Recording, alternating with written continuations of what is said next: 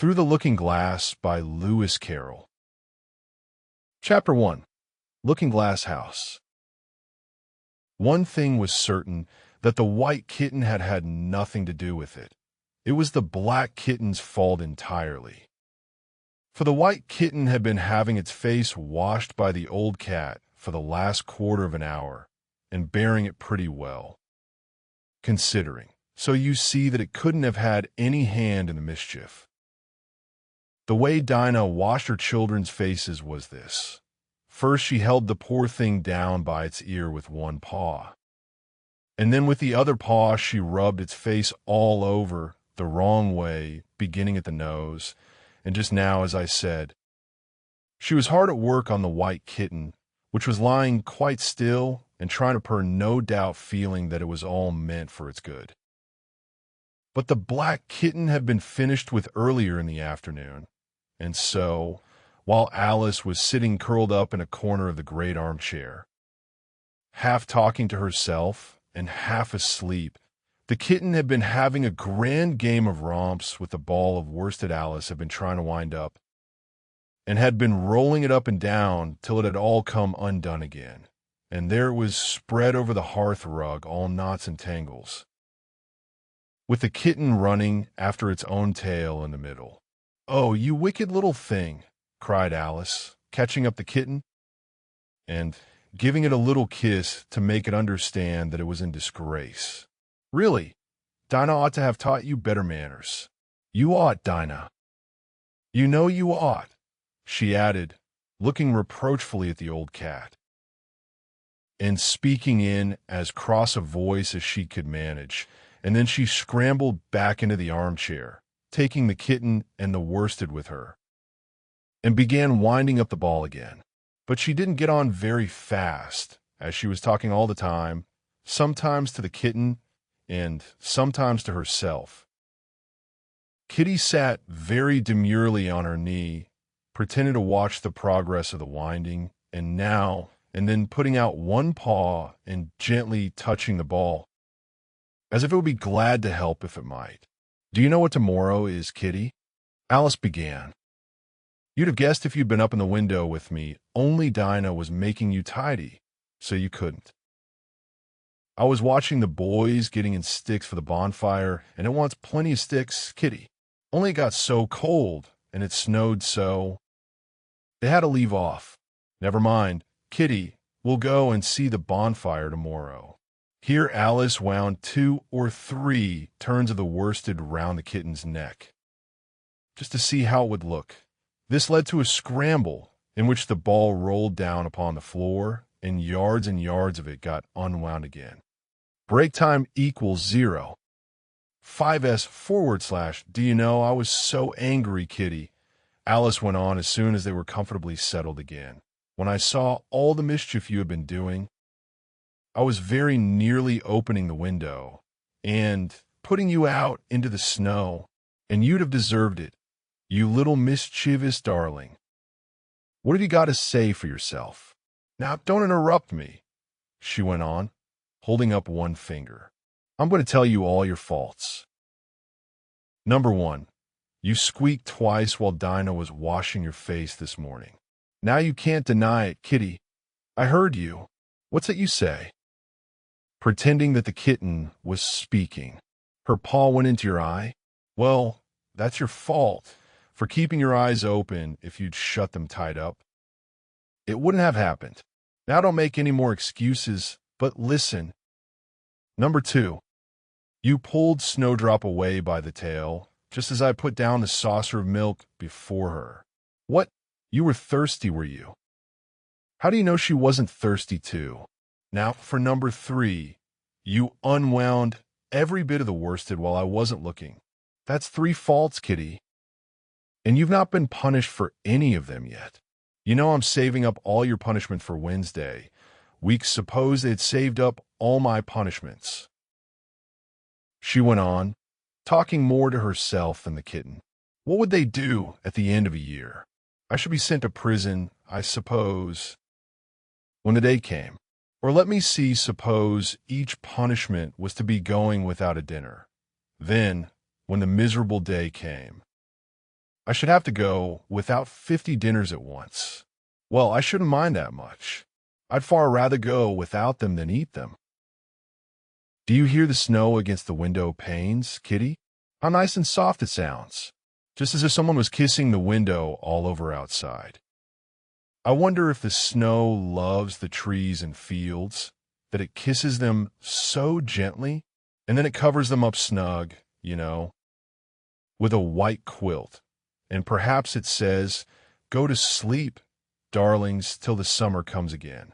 And when they wake up in the summer, Kitty, they dress themselves all in green and dance about whenever the wind blows. Oh, that's very pretty, cried Alice, dropping the ball of worsted to clap her hands. And I do so wish it was true. I'm sure the woods look sleepy in the autumn when the leaves are getting brown. Kitty, can you play chess? Now. Don't smile, my dear. I'm asking it seriously, because when we were playing just now, you watched just as if you understood it. And when I said check, you purred. Well, it was a nice check, Kitty, and really I might have one if it hadn't been for that nasty knight that came wiggling down among my pieces. Kitty, dear, let's pretend. And here I wish I could tell you half the things Alice used to say, beginning with her favorite phrase, let's pretend. She had had quite a long argument with her sister only the day before all, because Alice had begun with let's pretend we're kings and queens, and her sister, who liked being very exact, had argued that they couldn't because there were only two of them, and Alice had been reduced at last to say, well, you can be one of them then, and I'll be all the rest. And once she had really frightened her old nurse by shouting suddenly in her ear, "Nurse, do let's pretend that I'm a hungry hyena and you're a bone." But this is taking us away from Alice's speech to the kitten. Let's pretend that you're the Red Queen, Kitty. Do you know, I think if you sat up and folded your arms, you'd look exactly like her. Now do try. There's a deer, and Alice got the Red Queen off the table and set it up before the kitten as a model for it to imitate. However, the thing didn't succeed, principally, Alice said, because the kitten wouldn't fold its arms properly. So, to punish it, she held it up to the looking-glass, that it might see how sulky it was, and if you're not good directly, she added, I'll put you through in a looking-glass house. How would you like that? Now, if you'll only attend, Kitty, and not talk so much, I'll tell you all my ideas about looking-glass house. First, there's the room you can see through the glass that's just the same as our drawing room, only the things go the other way. I can see all of it when I get upon a chair, all but the bit behind the fireplace. Oh, I do so wish I could see that bit. I want so much to know whether they've a fire in the winter. You never can tell, unless our fire smokes. And then smoke comes up in that room too, but that may be only pretense, just to make it look as if they had a fire. Well then, the books are something like our books, only the words go the wrong way. I know that, because I've held up one of our books to the glass. And then they hold up one in the other room. How would you like to live in Looking-Glass House, Kitty? I wonder if they give you milk in there? Perhaps Looking-Glass milk isn't good to drink, but oh, Kitty, now we come to the passage. You could just see a little peep of the passage in Looking-Glass House. If you leave the door of our drawing room wide open, it's very like our passage as far as you can see. Only, it may be quite different on beyond. Oh, Kitty, how nice it would be if we could only get through in a looking-glass house. I'm sure it's got, such beautiful things in it. Let's pretend there's a way of getting through into it, somehow, Kitty. Let's pretend the glass has got all soft like gauze so that we can get through. Why, it's turning into a sort of mist now. I declare, it'll be easy enough to get through. She was up on the chimney piece while she said this, though she hardly knew how she had got there. And certainly the glass was beginning to melt away, just like a bright silvery mist. In another moment, Alice was through the glass and had jumped lightly down into the looking-glass room. The very first thing she did was to look whether there was a fire in the fireplace. And she was quite pleased to find that there was a real one, blazing away as brightly as the one she had left behind. So I shall be as warm here as I was in the old room, thought Alice. Warmer, in fact, because there'll be no one here to scold me away from the fire. Oh, what fun it'll be when they see me through the glass in here and can't get at me. Then she began looking about and noticed that what could be seen from the old room was quite common and uninteresting, but that all the rest was as different as possible. For instance, the pictures on the wall next to the fire seemed to be all alive. And the very clock on the chimney piece, you can only see the back of it in the looking-glass, had got the face of a little old man and grinned at her. They don't keep this room so tidy as the other, Alice thought to herself, as she noticed several of the chessmen down in the hearth among the cinders. But in another moment, with a little of surprise, she was down on her hands and knees watching them. The chessmen were walking about, 2 and 2. Here are the Red King and the Red Queen, Alice said in a whisper for fear of frightening them. And there are the White King and the White Queen sitting on the edge of the shovel, and here are 2 castles walking arm in arm. I don't think they can hear me, she went on, as she put her head closer down, and I'm nearly sure they can't see me. I feel somehow as if I were invisible. Here something began squeaking on the table behind Alice. It made her turn her head just in time to see one of the white pawns roll over and begin kicking. She watched it with great curiosity to see what would happen next. "Is the voice of my child?" the White Queen cried out as she rushed past the king, so violently that she knocked him over among the cinders. "My precious Lily, my imperial kitten," and she began scrambling wildly up the side of the fender. "Imperial fiddlestick," said the king, rubbing his nose, which had been hurt by the fall. He had a right to be a little annoyed with the queen, for he was covered with ashes from head to foot. Alice was very anxious to be of use, and, as the poor little Lily was nearly screaming herself into a fit, she hastily picked up the queen and set her on the table by the side of her noisy little daughter. The queen gasped and sat down. The rapid journey through the air had quite taken away her breath, and for a minute or two she could do nothing but hug the little Lily in silence. As soon as she had recovered her breath a little, she called out to the White King, who was sitting sulkily among the ashes, "Mind the volcano." "What volcano?" said the king, looking up anxiously into the fire, as if he thought that was the most likely place to find one. "Blew me up," panted the queen, who was still a little out of breath. "Mind you come up the regular way, don't get blown up." Alice watched the White King as he slowly struggled up from bar to bar, till at last she said, "Why, you'll be hours and hours getting to the table. At that rate, I'd far better help you, hadn't I?" But the king took no notice of the question. It was quite clear that he could neither hear her nor see her. So Alice picked him up very gently and lifted him across more slowly than she had lifted the queen, that she mightn't take his breath away. But before she put him on the table, she thought she might as well dust him a little. He was so covered with ashes. She said afterwards that she had never seen in all her life such a face as the king made. Well, he found himself held in the air by an invisible hand and being dusted.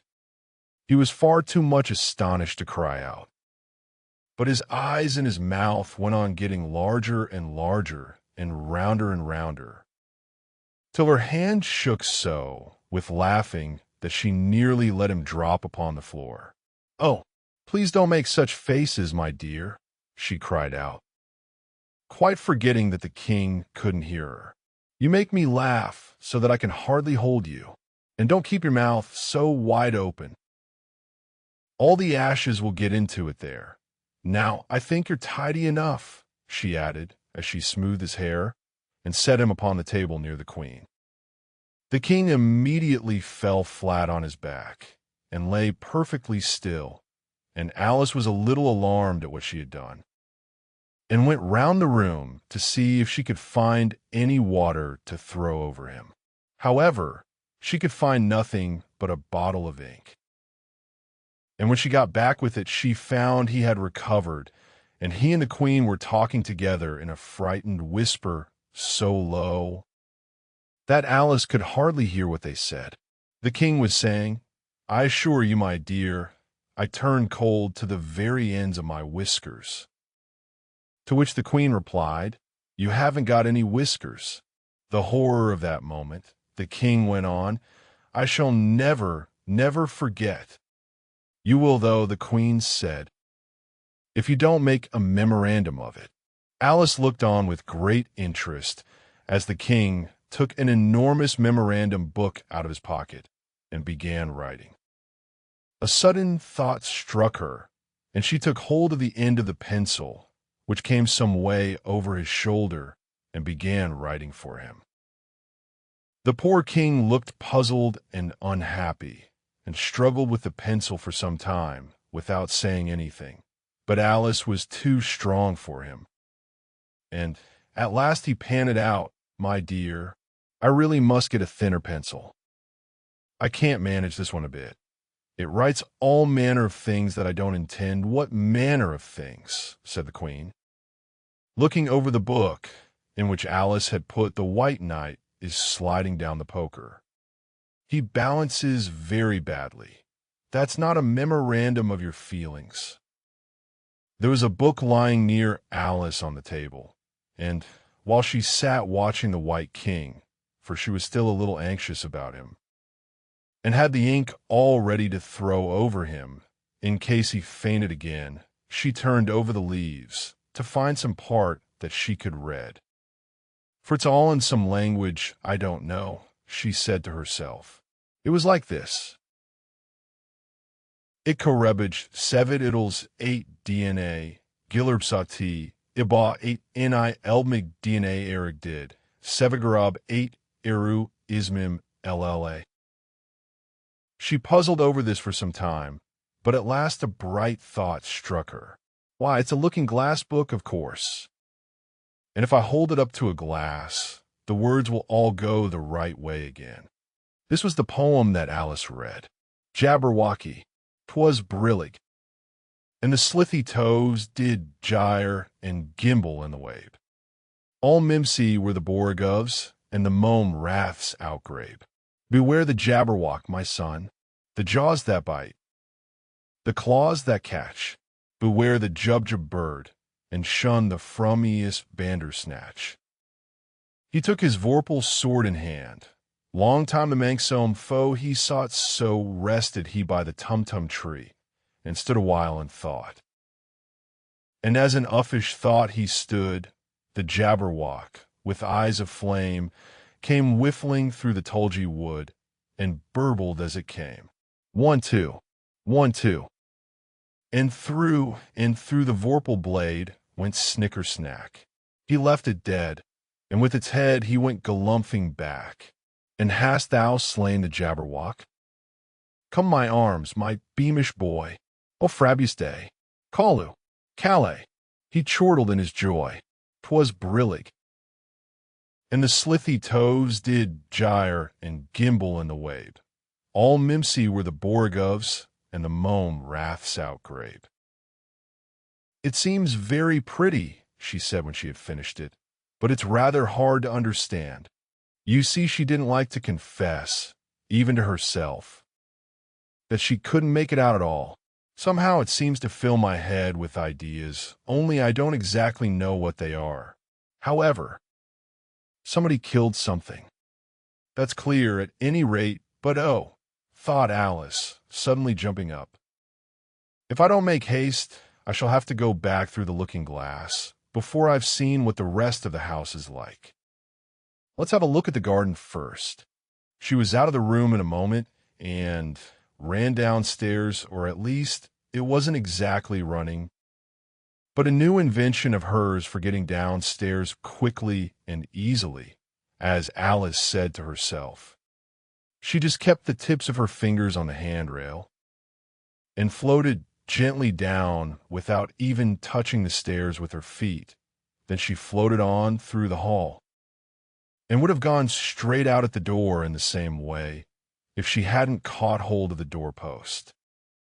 She was getting a little giddy with so much floating in the air and was rather glad to find herself walking again in the natural way.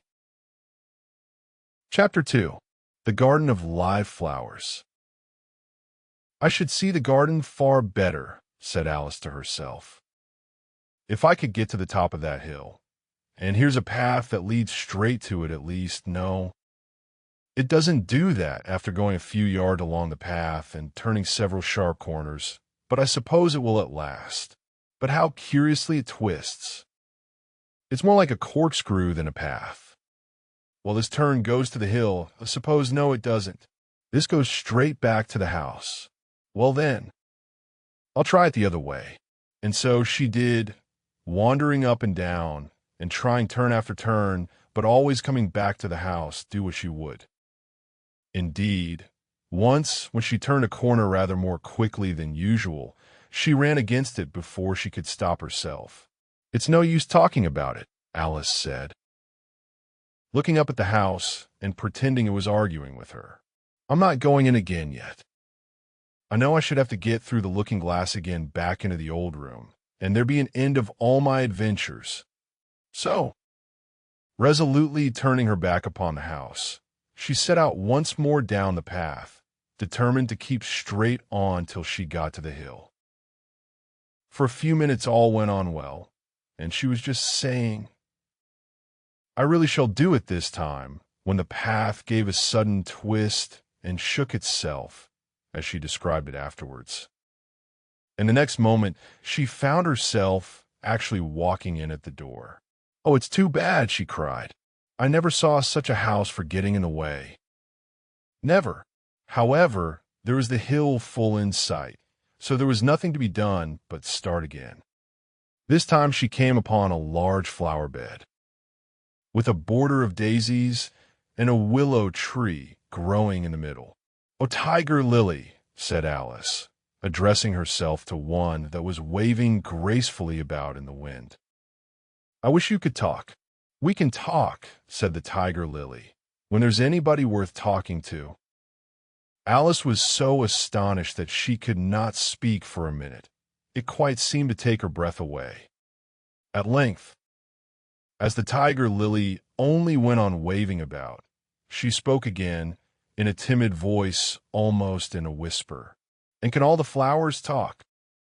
"As well as you can," said the tiger lily, "and a great deal louder." "It isn't manners for us to begin, you know," said the rose. "And I really was wondering when you'd speak," said I to myself. "Her face has got some sense in it, though it's not a clever one. Still, you're the right color, and that goes a long way." "I don't care about the color," the tiger lily remarked. "If only her petals curled up a little more, she'd be all right." Alice didn't like being criticized, so she began asking questions. "Aren't you sometimes frightened at being planted out here, with nobody to take care of you?" "There's a tree in the middle," said the rose. "What else is it good for?" "But what could it do, if any danger came?" Alice asked. "It says, 'Bow woof,'" cried a daisy. "That's why its branches are called boughs." "Didn't you know that?" cried another daisy. And here they all began shouting together, till the air seemed quite full of little shrill voices. "Silence, every one of you!" cried the tiger lily, waving itself passionately from side to side and trembling with excitement. "They know I can't get at them." It panted bending its quivering head towards Alice, or they wouldn't dare to do it. "Never mind," Alice said in a soothing tone. And stooping down to the daisies, who were just beginning again, she whispered, "If you don't hold your tongues, I'll pick you." There was silence in a moment, and several of the pink daisies turned white. "That's right," said the tiger lily. "The daisies are worst of all. When one speaks, they all begin together. And it's enough to make one wither to hear the way they go on. How is it you can all talk so nicely?" Alice said, hoping to get it into a better temper by a compliment. "I've been in many gardens before, but none of the flowers could talk." "Put your hand down and feel the ground," said the tiger lily. "Then you'll know why." Alice did so. "It's very hard," she said, "but I don't see what that has to do with it." "In most gardens," the tiger lily said, "they make the beds too soft so that the flowers are always asleep." This sounded a very good reason, and Alice was quite pleased to know it. "I never thought of that before," she said. "It's my opinion that you never think at all," the rose said in a rather severe tone. "I never saw anybody that looked stupider," a violet said, so suddenly that Alice quite jumped, for hadn't spoken before. "Hold your tongue," cried the tiger lily. "As if you ever saw anybody. You keep your head under the leaves and snore away there till you know no more what's going on in the world. Then if you were a bud, are there any more people in the garden besides me?"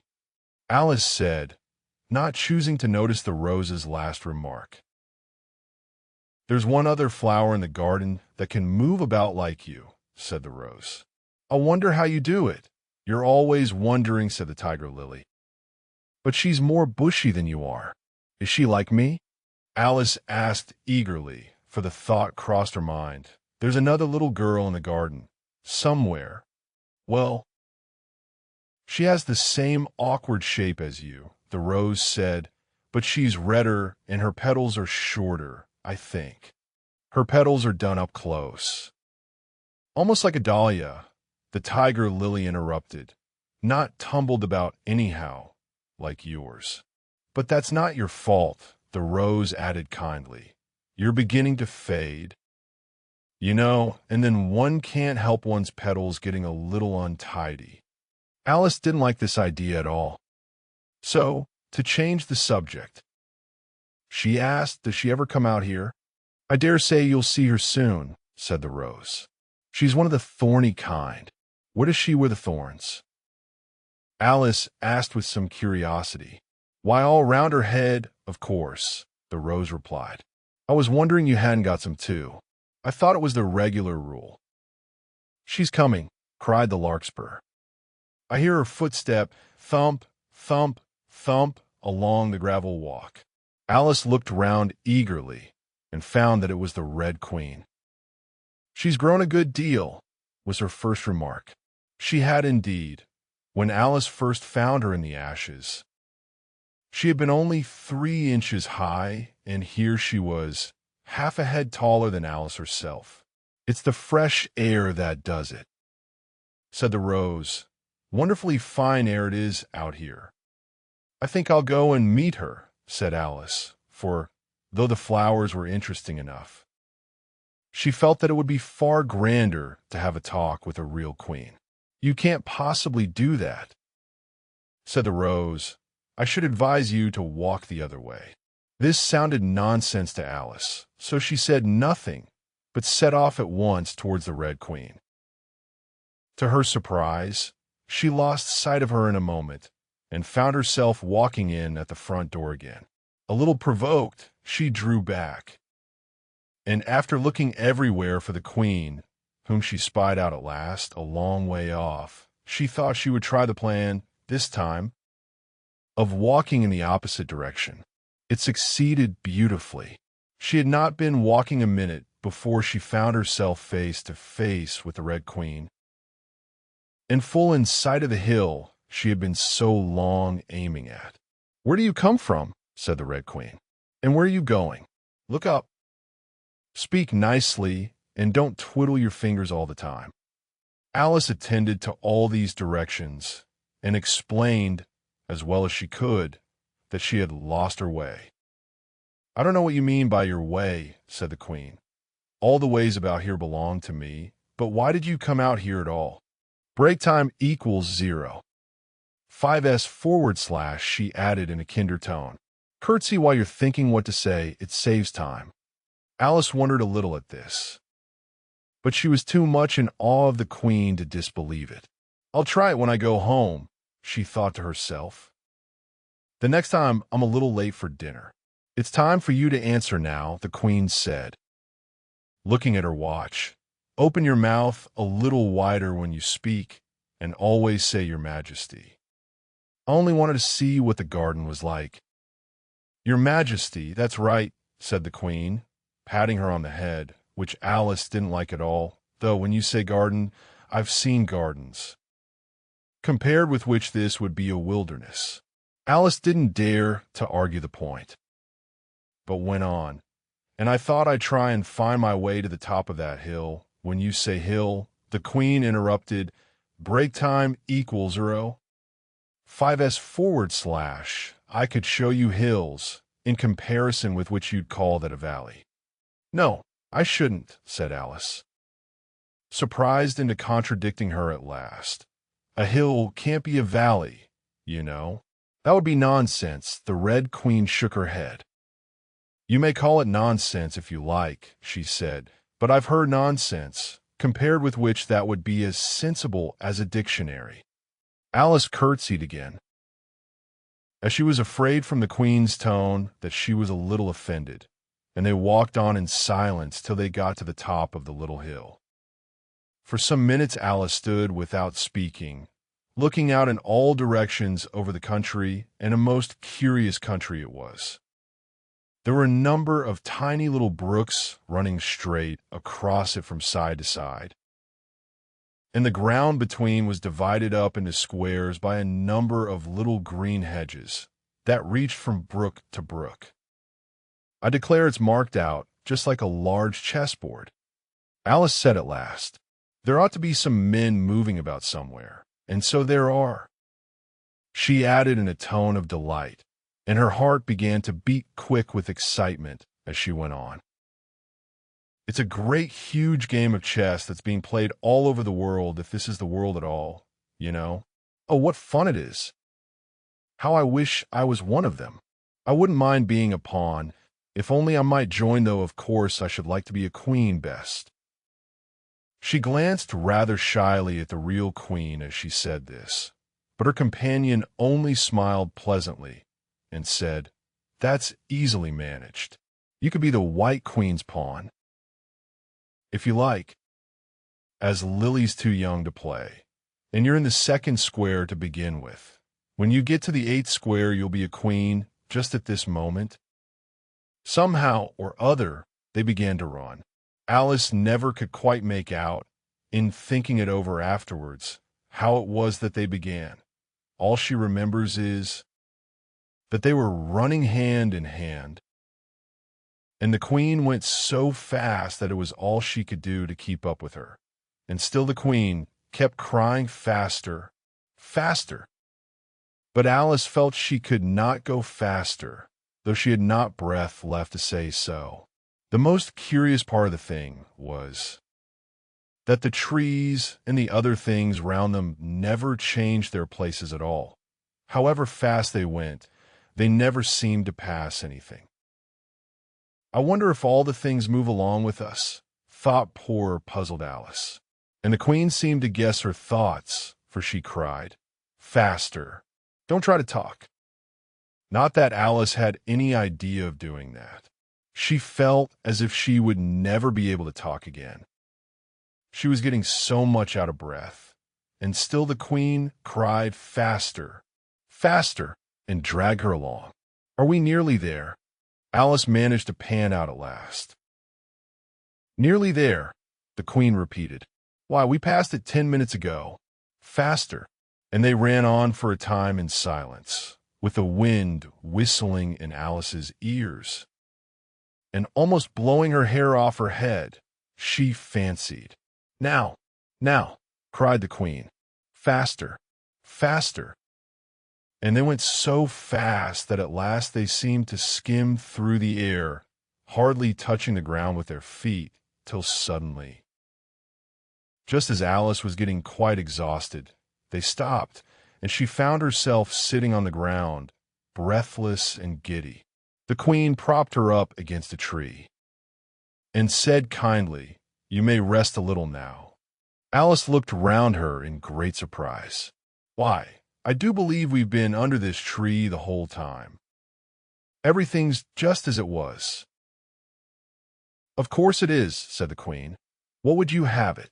"Well, in our country," said Alice, still panting a little, "you'd generally get to somewhere else if you ran very fast for a long time, as we've been doing." "A slow sort of country," said the queen. "Now here, you see, it takes all the running you can do to keep in the same place. If you want to get somewhere else, you must run at least twice as fast as that." "I'd rather not try, please," said Alice. "I'm quite content to stay here, only I am so hot and thirsty." "I know what you'd like," the queen said good-naturedly, taking a little box out of her pocket. "Have a biscuit." Alice thought it would not be civil to say no, though it wasn't at all what she wanted. So she took it and ate it as well as she could, and it was very dry, and she thought she had never been so nearly choked in all her life. "While you're refreshing yourself," said the queen, "I'll just take the measurements." And she took a ribbon out of her pocket, marked in inches, and began measuring the ground, and sticking little pegs in here and there. "At the end of 2 yards," she said, putting a peg to mark the distance. "I shall give you your directions. Have another biscuit?" "No, thank you," said Alice. "One's quite enough.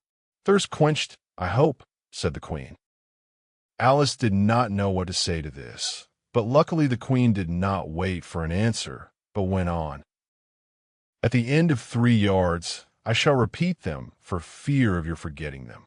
At the end of 4, I shall say goodbye. And at the end of 5, I shall go." She had got all the pegs put in by this time, and Alice looked on with great interest as she returned to the tree, and then began slowly walking down the row.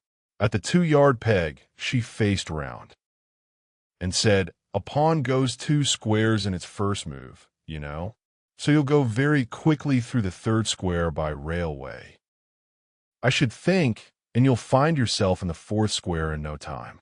Well, that square belongs to Tweedledum and Tweedledee. The 5th is mostly water. The 6th belongs to Humpty Dumpty, but you make no remark." "I didn't know I had to make one just then," Alice faltered out. "You should have said, 'It's extremely kind of you to tell me all this, however.'" "Well, suppose it said the 7th square is all forest, however. One of the knights will show you the way, and in the 8th square we shall be queens together.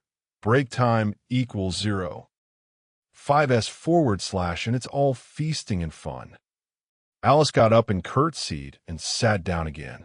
At the next peg the queen turned again, and this time she said, "Speak in French. When you can't think of the English for a thing, turn out your toes as you walk, and remember who you are." She did not wait for Alice to curtsy this time, but walked on quickly to the next peg, where she turned for a moment to say good-bye, and then hurried on to the last. How it happened, Alice never knew, but exactly as she came to the last peg, she was gone. Whether she vanished into the air, or whether she ran quickly into the wood, and she can run very fast, thought Alice, there was no way of guessing. But she was gone, and Alice began to remember that she was a pawn, and that it would soon be time for her to move. Chapter 3. Looking-glass Insects. Of course, the first thing to do was to make a grand survey of the country she was going to travel through. It's something very like learning geography, thought Alice, as she stood on tiptoe in hopes of being able to see a little further. Principal rivers, there are none. Principal mountains, I'm on the only one. But I don't think it's got any name. Principal towns, why? What are those creatures making honey down there? They can't be bees. Nobody ever saw bees a mile off. And for some time she stood silent, watching one of them that was bustling about among the flowers, poking its proboscis into them. Just as if it was a regular bee, thought Alice. However, this was anything but a regular bee. In fact, it was an elephant, as Alice soon found out. Though the idea quite took her breath away at first. And what enormous flowers they must be, was her next idea. Something like cottages with the roofs taken off, and stalks put to them, and what quantities of honey they must make. I think I'll go down, and no, I won't just yet, she went on, checking herself just as she was beginning to run down the hill and trying to find some excuse for turning shy so suddenly. It'll never do to go down among them without a good long branch to brush them away, and what fun it'll be when they ask me how I like my walk.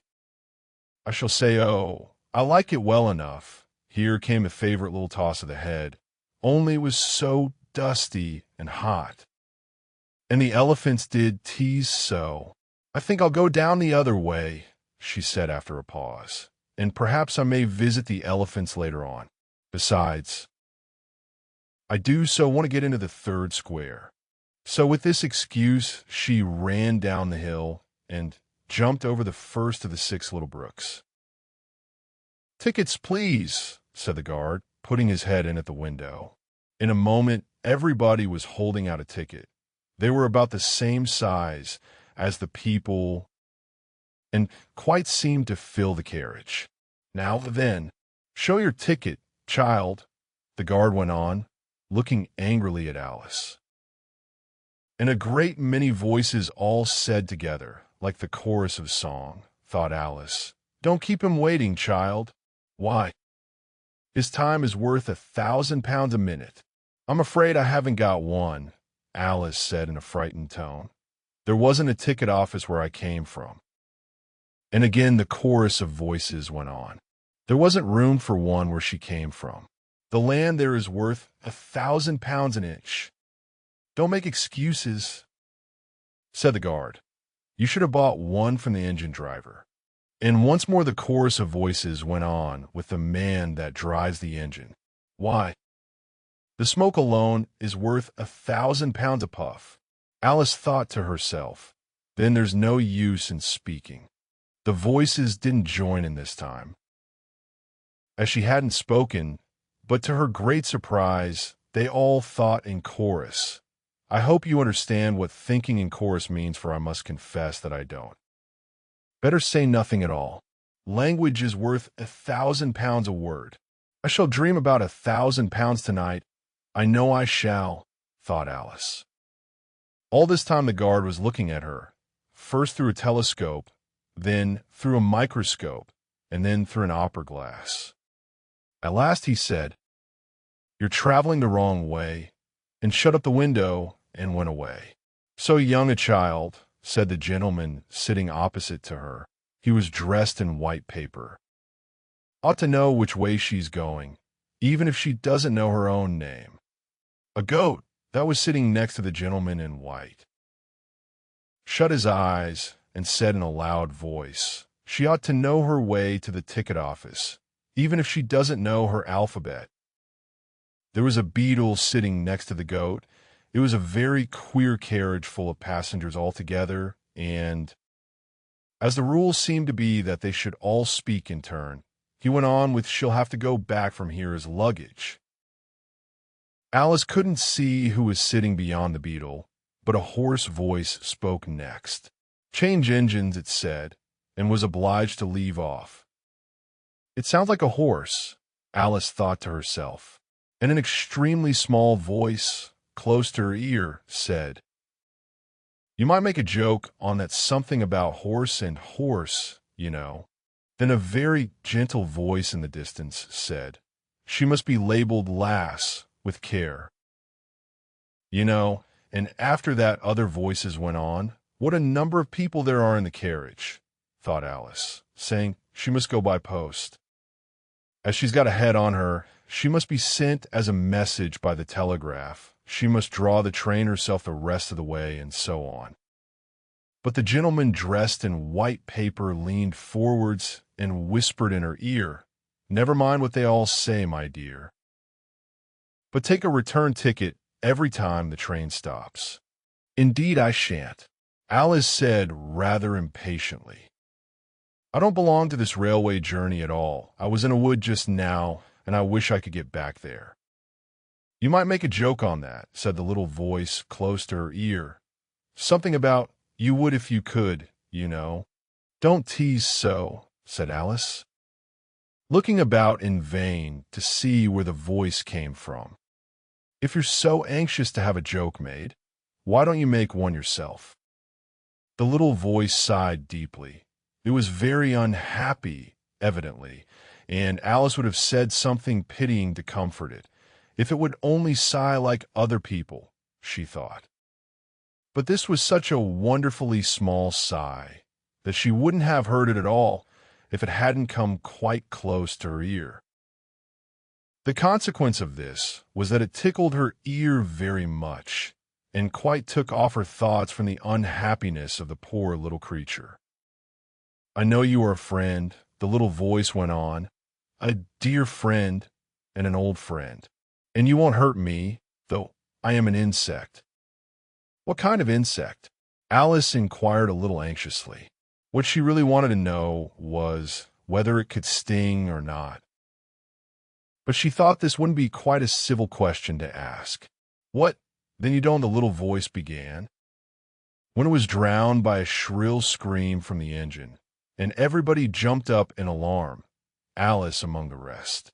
The horse, who had put his head out of the window, quietly drew it in and said, "It's only a brook we have to jump over." Everybody seemed satisfied with this, though Alice felt a little nervous at the idea of trains jumping at all. "However, it'll take us into the fourth square. That's some comfort," she said to herself. In another moment, she felt the carriage rise straight up into the air, and in her fright she caught at the thing nearest her hand, which happened to be the goat's beard.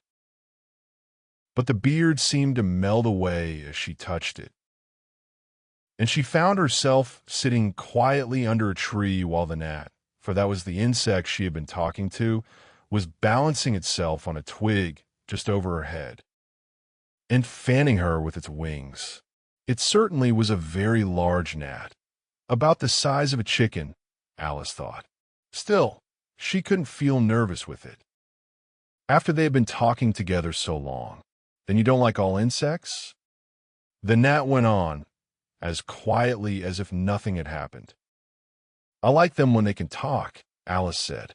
"None of them ever talk where I come from." "What sort of insects do you rejoice in where you come from?" the gnat inquired.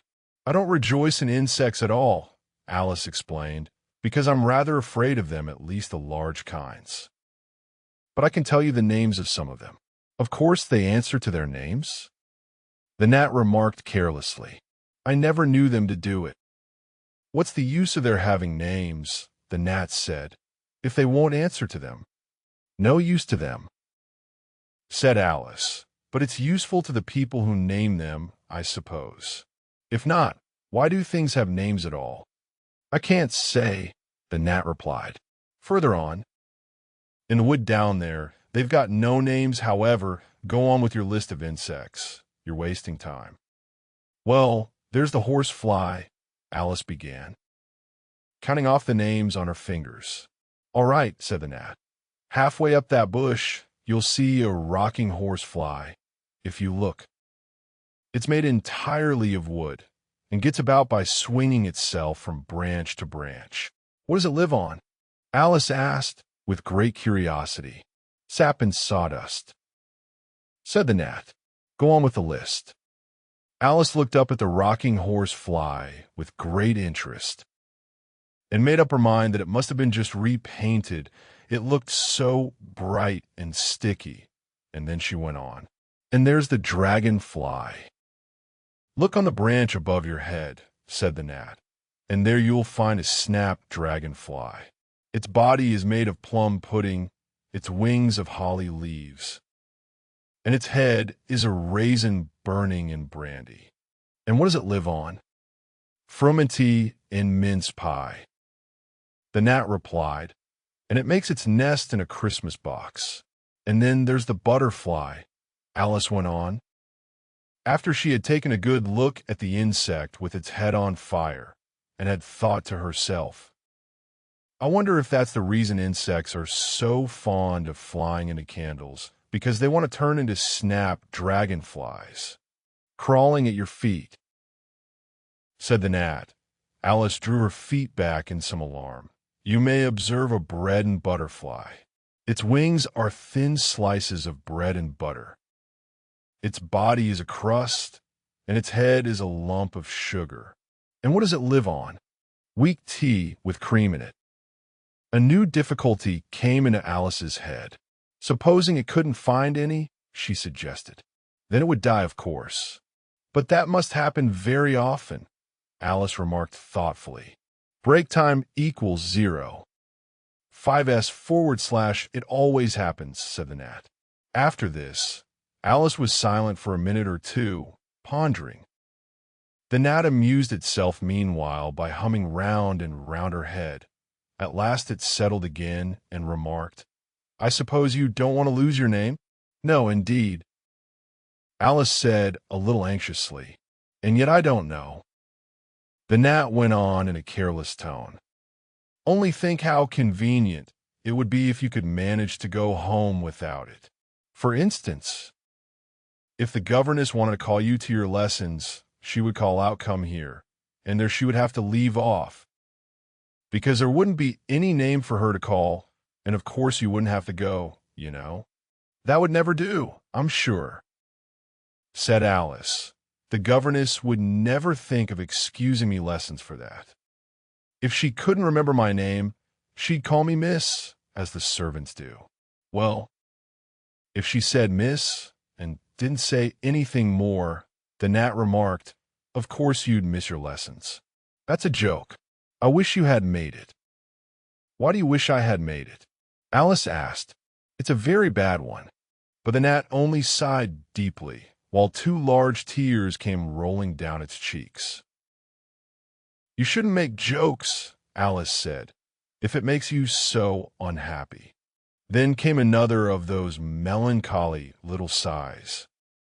And this time the poor gnat really seemed to have sighed itself away, for when Alice looked up, there was nothing whatever to be seen on the twig, and as she was getting quite chilly with sitting still so long, she got up and walked on. She very soon came to an open field, with a wood on the other side of it.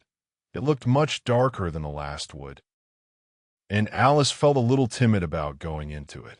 However, on second thoughts, she made up her mind to go on, for I certainly won't go back, she thought to herself, and this was the only way to the 8th square. This must be the wood, she said thoughtfully to herself, where things have no names. I wonder what'll become of my name when I go in. I shouldn't like to lose it at all, because they'd have to give me another, and it would be almost certain to be an ugly one. But then the fun would be trying to find the creature that had got my old name. That's just like the advertisements, you know, when people lose dogs, answers to the name of Dash. Had on a brass collar, just fancy calling everything you met Alice.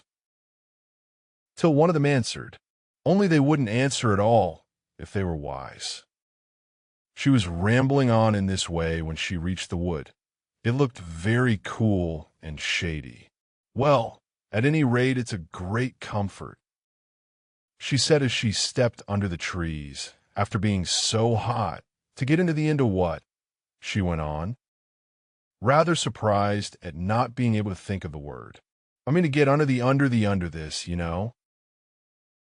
Putting her hand on the trunk of the tree. What does it call itself, I wonder? I do believe it's got no name. Why? To be sure it hasn't. She stood silent for a minute, thinking. Then she suddenly began again. Then it really has happened, after all. And now who am I? I will remember, if I can. I'm determined to do it. But being determined didn't help much, and all she could say, after a great deal of puzzling, was, L. I know it begins with L. Just then a fawn came wandering by. It looked at Alice with its large, gentle eyes, but didn't seem at all frightened. Here then, Alice said, as she held out her hand and tried to stroke it, but it only started back a little and then stood looking at her again. What do you call yourself? The fawn said at last. Such a soft, sweet voice it had. I wish I knew, thought poor Alice. She answered rather sadly, Nothing just now. Think again. It said, That won't do. Alice thought, but nothing came of it. Please, would you tell me what you call yourself? She said timidly. I think that might help a little. I'll tell you, if you'll move a little further on, the fawn said. I can't remember here. So they walked on together through the wood, Alice with her arms clasped lovingly round the soft neck of the fawn, till they came out into another open field. And here the fawn gave a sudden bound into the air and shook itself free from Alice's arms. I'm a fawn, it cried out in a voice of delight, and, Dear me, you're a human child. A sudden look of alarm came into its beautiful brown eyes, and in another moment it had darted away at full speed. Alice stood looking after it, almost ready to cry with vexation at having lost her dear little fellow traveler so suddenly. However, I know my name now, she said. That's some comfort. Alice, Alice, I won't forget again. And now, which of these finger posts ought I to follow, I wonder? It was not a very difficult question to answer, as there was only one road through the wood, and the two finger posts both pointed along it. I'll settle it, Alice said to herself, when the road divides and they point different ways. But this did not seem likely to happen. She went on and on, a long way. But wherever the road divided, there were sure to be two finger posts pointing the same way. One marked T.O. Tweedledum's house, and the other T.O. the house of Tweedledee. I do believe, said Alice at last, that they live in the same house. I wonder, I never thought of that before, but I can't stay there long.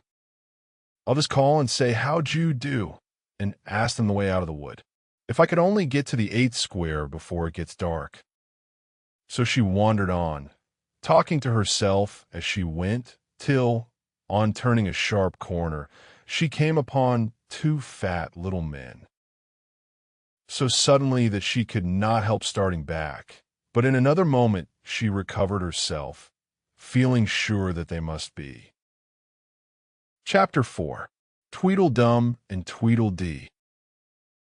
They were standing under a tree, each with an arm round the other's neck, and Alice knew which was which in a moment, because one of them had D.U.M. embroidered on his collar, and the other D. I suppose they've each got T.W.E.D.L.E. round at the back of the collar. She said to herself. They stood so still that she quite forgot they were alive. And she was just looking round to see if the word T.W.E.D.L.E. was written at the back of each collar, when she was startled by a voice coming from the one marked D.U.M. If you think we're waxworks, he said, you ought to pay, you know. Waxworks weren't made to be looked at for nothing, nohow. Contrariwise, added the one marked D. If you think we're alive, you ought to speak. I'm sure I'm very sorry, was all Alice could say, for the words of the old song kept ringing through her head like the ticking of a clock, and she could hardly help saying them out loud. Tweedledum and Tweedledee agreed to have a battle, for Tweedledum said Tweedledee had spoiled his nice new rattle. Just then flew down a monstrous crow, as black as a tar barrel, which frightened both the heroes so they quite forgot their quarrel. "I know what you're thinking about," said Tweedledum, "but it isn't so, nohow." "Contrariwise," continued Tweedledee, "if it was so, it might be, and if it were so, it would be, but as it isn't, it ain't. That's logic." "I was thinking," Alice said very politely, "which is the best way out of this wood? It's getting so dark. Would you tell me, please?" But the little men only looked at each other and grinned. They looked so exactly like a couple of great schoolboys that Alice couldn't help pointing her finger at Tweedledum and saying, "First boy." "Nohow." Tweedledum cried out briskly, and shut his mouth up again with a snap. "Next boy," said Alice, passing on to Tweedledee, though she felt quite certain he would only shout out contrariwise. And so he did. "You've been wrong," cried Tweedledum. "The first thing in a visit is to say, 'How d'ye do?' and shake hands." And here the two brothers gave each other a hug, and then they held out the two hands that were free to shake hands with her. Alice did not like shaking hands with either of them first, for fear of hurting the other one's feelings. So, as the best way out of the difficulty, she took hold of both hands at once. The next moment they were dancing round in a ring. This seemed quite natural, she remembered afterwards. And she was not even surprised to hear music playing. It seemed to come from the tree under which they were dancing. And it was done, as well as she could make it out, by the branches rubbing one across the other like fiddles and fiddlesticks. But it certainly was funny, Alice said afterwards, when she was telling her sister the history of all this, "to find myself singing, 'Here we go round the mulberry bush.' I don't know when I began it, but somehow I felt as if I'd been singing it a long, long time." The other two dancers were fat and very soon out of breath. "4 times round is enough for one dance," Tweedledum panted out. And they left off dancing as suddenly as they had begun.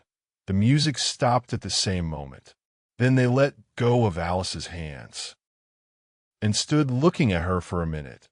There was a rather awkward pause, as Alice didn't know how to begin a conversation with people she had just been dancing with. It would never do to say, "How d'ye do?" "Now," she said to herself. "We seem to have got beyond that, somehow. I hope you're not much tired?" she said at last. "Nohow, and thank you very much for asking," said Tweedledum. "So much obliged," added Tweedledee. "You like poetry?" Yes, pretty well some poetry," Alice said doubtfully. "Would you tell me which road leads out of the wood?" "What shall I repeat to her?" said Tweedledee, looking round at Tweedledum with great solemn eyes, and not noticing Alice's question. "The walrus and the carpenter is the longest," Tweedledum replied, giving his brother an affectionate hug. Here Alice ventured to interrupt him. "If it's very long," she said as politely as she could, "would you please tell me first which road?" Tweedledee smiled gently and began again. The sun was shining on the sea, shining with all his might. He did his very best to make the billows smooth and bright, and this was odd, because it was the middle of the night. The moon was shining sulkily, because she thought the sun had got no business to be there after the day was done. "It's very rude of him," she said, "to come and spoil the fun." The sea was wet as wet could be, the sand were dry as dry. You could not see a cloud, because no cloud was in the sky. No birds were flying overhead. There were no birds to fly. The walrus and the carpenter were walking close at hand. They wept like anything to see such quantities of sand. "If this were only cleared away," they said, "it would be grand. If 7 maids with 7 mops swept it for half a year, Do you suppose, the walrus said, that they could get it clear? I doubt it, said the carpenter, and shed a bitter tear. Oh, oysters, come and walk with us. The walrus did beseech. A pleasant walk, a pleasant talk. Along the briny beach, we cannot do with more than 4 to give a hand to each. The eldest oyster looked at him, but never a word he said. The eldest oyster winked his eye and shook his heavy head, meaning to say he did not choose to leave the oyster bed. But 4 young oysters hurried up, all eager for the treat. Their coats were brushed, their faces washed, their shoes were clean and neat, and this was odd because, they hadn't any feet. For other oysters followed them, and yet another 4, and thick and fast they came at last, and more, and more, and more, all hopping through the frothy waves and scrambling to the shore. The walrus and the carpenter walked on a mile or so. Break time equals 0. 5s/, and then they rested on a rock conveniently low, and all the little oysters stood and waited in a row.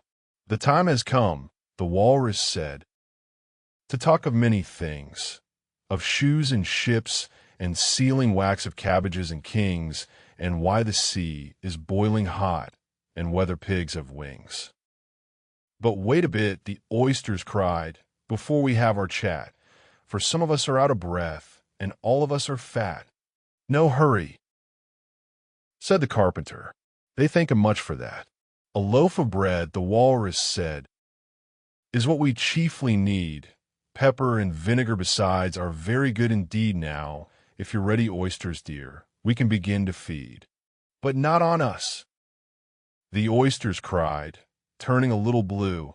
After such kindness, that would be a dismal thing to do. The night is fine, the walrus said. Do you admire the view? It was so kind of you to come, and you are very nice. The carpenter said nothing, but cut us another slice. I wish you were not quite so deaf. I've had to ask you twice. It seems a shame, the walrus said, to play them such a trick after we've brought them out so far and made them trot so quick. The carpenter said nothing, but the butter's spread too thick. I weep for you, the walrus said. I deeply sympathize. With sobs and tears, he sorted out those of the largest size, holding his pocket handkerchief before his streaming eyes. Oh, oysters, said the carpenter, you've had a pleasant run. Shall we be trotting home again? But answer came there none, and that was scarcely odd, because they'd eaten everyone. I like the walrus best, said Alice, because you see he was a little sorry for the poor oysters. He ate more than the carpenter, though, said Tweedledee. You see, he held his handkerchief in front, so that the carpenter couldn't count how many he took, contrariwise. That was mean, Alice said indignantly. Then I like the carpenter best if he didn't eat so many as the walrus. But he ate as many as he could get, said Tweedledum. This was a puzzler. After a pause, Alice began, well, they were both very unpleasant characters. Here she checked herself in some alarm at hearing something that sounded to her like the puffing of a large steam engine in the wood near them, though she feared it was more likely to be a wild beast. Are there any lions or tigers about here? She asked timidly. It's only the Red King snoring, said Tweedledee. Come and look at him. The brothers cried, and they each took one of Alice's hands and led her up to where the king was sleeping. Isn't he a lovely sight? Said Tweedledum. Alice couldn't say honestly that he was.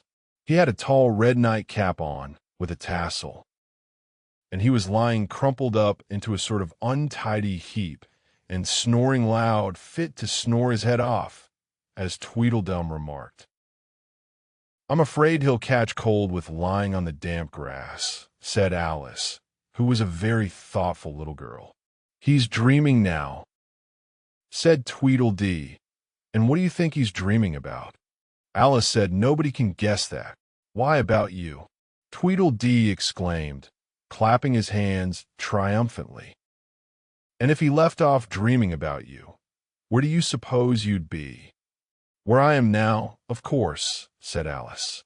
"Not you," Tweedledee retorted contemptuously. "You be nowhere.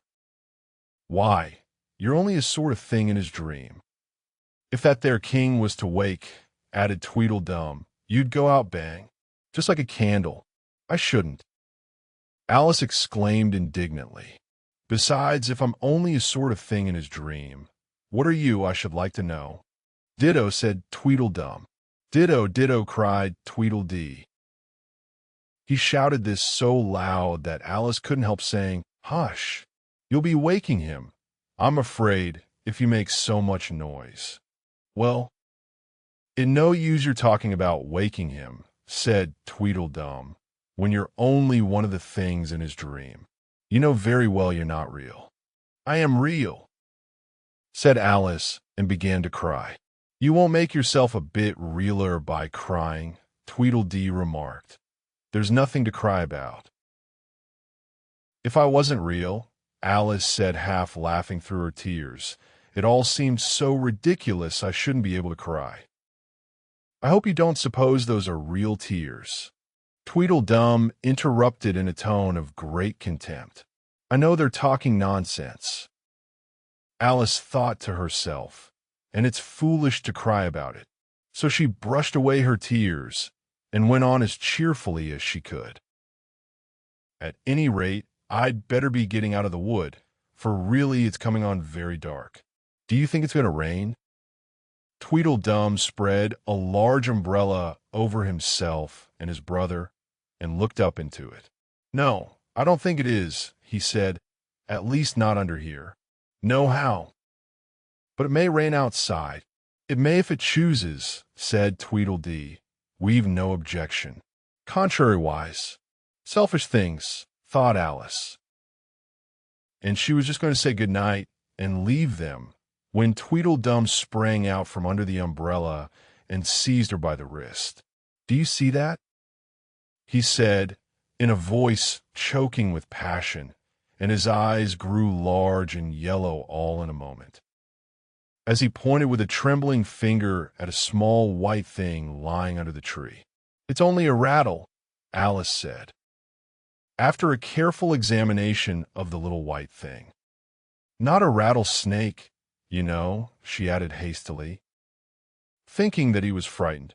"Only an old rattle, quite old and broken." "I knew it was," cried Tweedledum, beginning to stamp about wildly and tear his hair. "It's spoilt." "Of course." Here he looked at Tweedledee, who immediately sat down on the ground and tried to hide himself under the umbrella. Alice laid her hand upon his arm and said in a soothing tone, "You needn't be so angry about an old rattle." "But it isn't old," Tweedledum cried, in a greater fury than ever. "It's new. I tell you I bought it yesterday, my nice new rattle," and his voice rose to a perfect scream. All this time Tweedledee was trying his best to fold up the umbrella with himself in it, which was such an extraordinary thing to do that quite took off Alice's attention from the angry brother. But he couldn't quite succeed, and it ended in his rolling over, bundled up in the umbrella, with only his head out. And there he lay, opening and shutting his mouth and his large eyes, looking more like a fish than anything else, Alice thought. "Of course you agree to have a battle," Tweedledum said in a calmer tone. "I suppose so," the other sulkily replied, as he crawled out of the umbrella. "Only she must help us to dress up, you know." So the two brothers went off hand in hand into the wood, and returned in a minute with their arms full of things such as bolsters, blankets, hearth rugs, tablecloths, dish covers, and coal scuttles. "I hope you're a good hand at pinning and tying strings," Tweedledum remarked. "Every one of these things has got to go on, somehow or other." Alice said afterwards she had never seen such a fuss made about anything in all her life the way those two bustled about, and the quantity of things they put on, and the trouble they gave her in tying strings and fastening buttons. Really, they'll be more like bundles of old clothes than anything else. By the time they're ready, she said to herself, as she arranged a bolster round the neck of Tweedledee, to keep his head from being cut off, as he said. You know, he added very gravely, it's one of the most serious things that can possibly happen to one in a battle to get one's head cut off. Alice laughed aloud, but she managed to turn it into a cough for fear of hurting his feelings. "Do I look very pale?" said Tweedledum, coming up to have his helmet tied on. He called it a helmet, though it certainly looked much more like a saucepan. "Well, yes, a little," Alice replied gently. "Break time equals 0. 5s / I'm very brave generally," he went on in a low voice. "Only today I happen to have a headache." "And I've got a toothache," said Tweedledee, who had overheard the remark. "I'm far worse off than you." "Then you'd better not fight today," said Alice, thinking it a good opportunity to make peace. "We must have a bit of fight, but I don't care about going on long," said Tweedledum. "What's the time now?" Tweedledee looked at his watch and said 4:30. "Let's fight till 6, and then have dinner," said Tweedledum. "Very well," the other said, rather sadly. "And she can watch us, only you better not come very close," he added. "I generally hit everything I can see when I get really excited." "And I hit everything within reach," cried Tweedledum, "whether I can see it or not." Alice laughed. "You must hit the trees pretty often, I should think," she said. Tweedledum looked round him with a satisfied smile. "I don't suppose," he said, "there'll be a tree left standing for ever so far round by the time we've finished." "And all about a rattle," said Alice, still hoping to make them a little ashamed of fighting for such a trifle.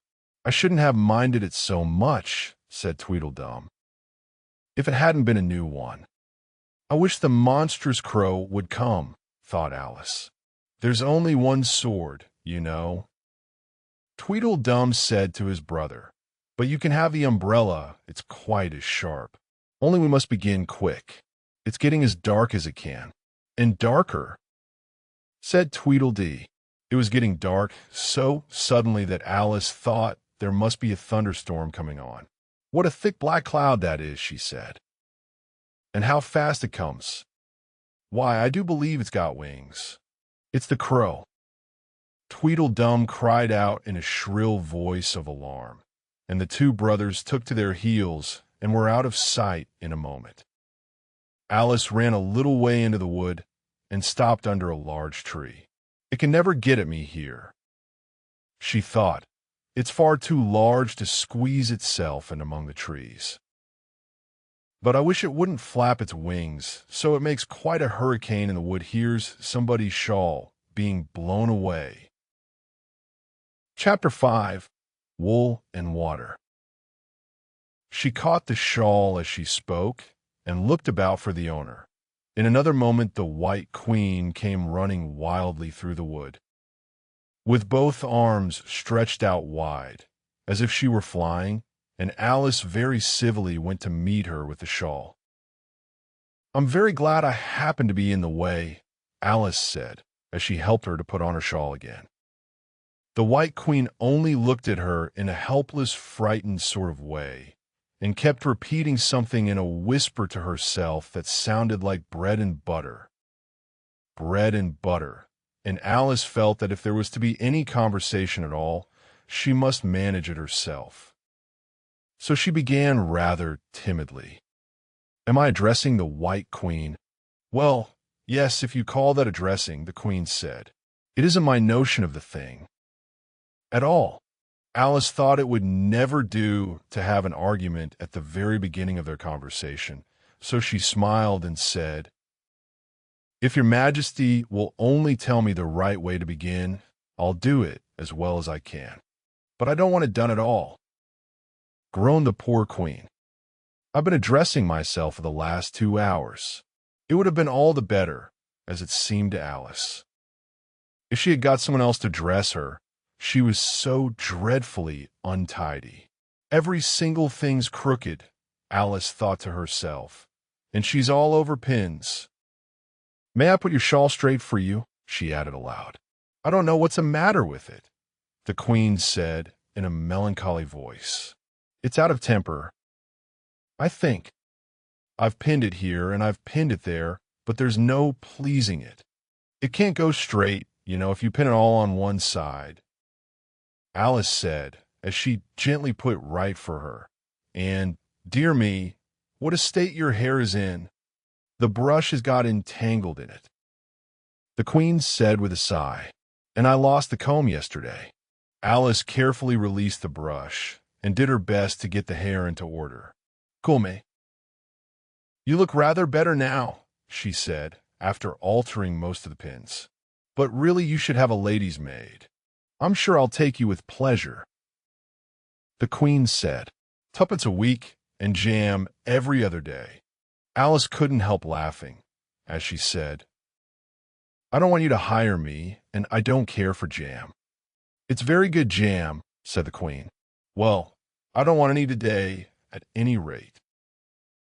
"You couldn't have it if you did want it," the queen said. "The rule is jam tomorrow and jam yesterday, but never jam today."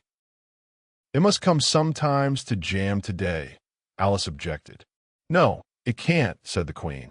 "It's jam every other day. Today isn't any other day, "I don't understand you," said Alice. "It's dreadfully confusing. That's the effect of living backwards," the queen said kindly. "It always makes one a little giddy at first, living backwards." Alice repeated in great astonishment. "I never heard of such a thing. But there's one great advantage in it, that one's memory works both ways." "I'm sure mine only works one way," Alice remarked. "I can't remember things before they happen." "It's a poor sort of memory that only works backwards," the queen remarked. "What sort of things do you remember best?" Alice ventured to ask. "Oh, things that happened the week after next," the queen replied in a careless tone. "For instance, now," she went on, sticking a large piece of plaster on her finger as she spoke, "there's the king's messenger. He's in prison now, being punished, and the trial doesn't even begin till next Wednesday. And of course the crime comes last of all." "Suppose he never commits the crime?" said Alice. "That would be all the better, wouldn't it?" the queen said, as she bound a plaster round her finger with a bit of ribbon. Alice felt there was no denying that.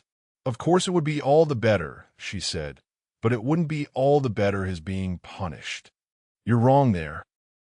"At any rate," said the queen, "were you ever punished?"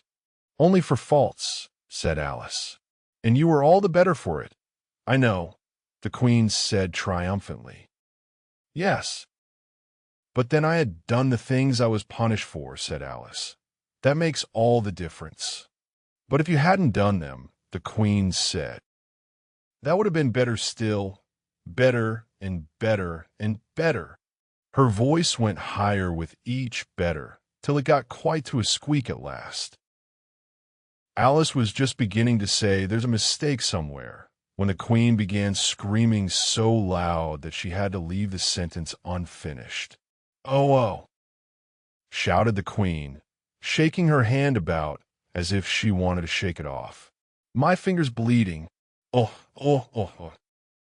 Her screams were so exactly like the whistle of a steam engine that Alice had to hold both her hands over her ears. "What is the matter?" she said, as soon as there was a chance of making herself heard. "Have you pricked your finger?" "I haven't pricked it yet," the queen said, "but I soon shall." "Oh, when do you expect to do it?" Alice asked, feeling very much inclined to laugh. "When I fasten my shawl again," the poor queen groaned out. "The brooch will come undone directly." Oh, As she said the words, the brooch flew open, and the queen clutched wildly at it and tried to clasp it again. "Take care," cried Alice. "You're holding it all crooked." And she caught at the brooch, but it was too late. The pin had slipped, and the queen had pricked her finger. "That account for the bleeding, you see," she said to Alice with a smile. "Now you understand the way things happen here." "But why don't you scream now?" Alice asked, holding her hands ready to put over her ears again. "Why, I've done all the screaming already," said the queen. "What will be the good of having it all over again?" By this time, it was getting light. "The crow must have flown away, I think," said Alice. "I'm so glad it's gone. I thought it was the night coming on." "I wish I could manage to be glad," the queen said. "Only I never can remember the rule. You must be very happy living in this wood and being glad whenever you like.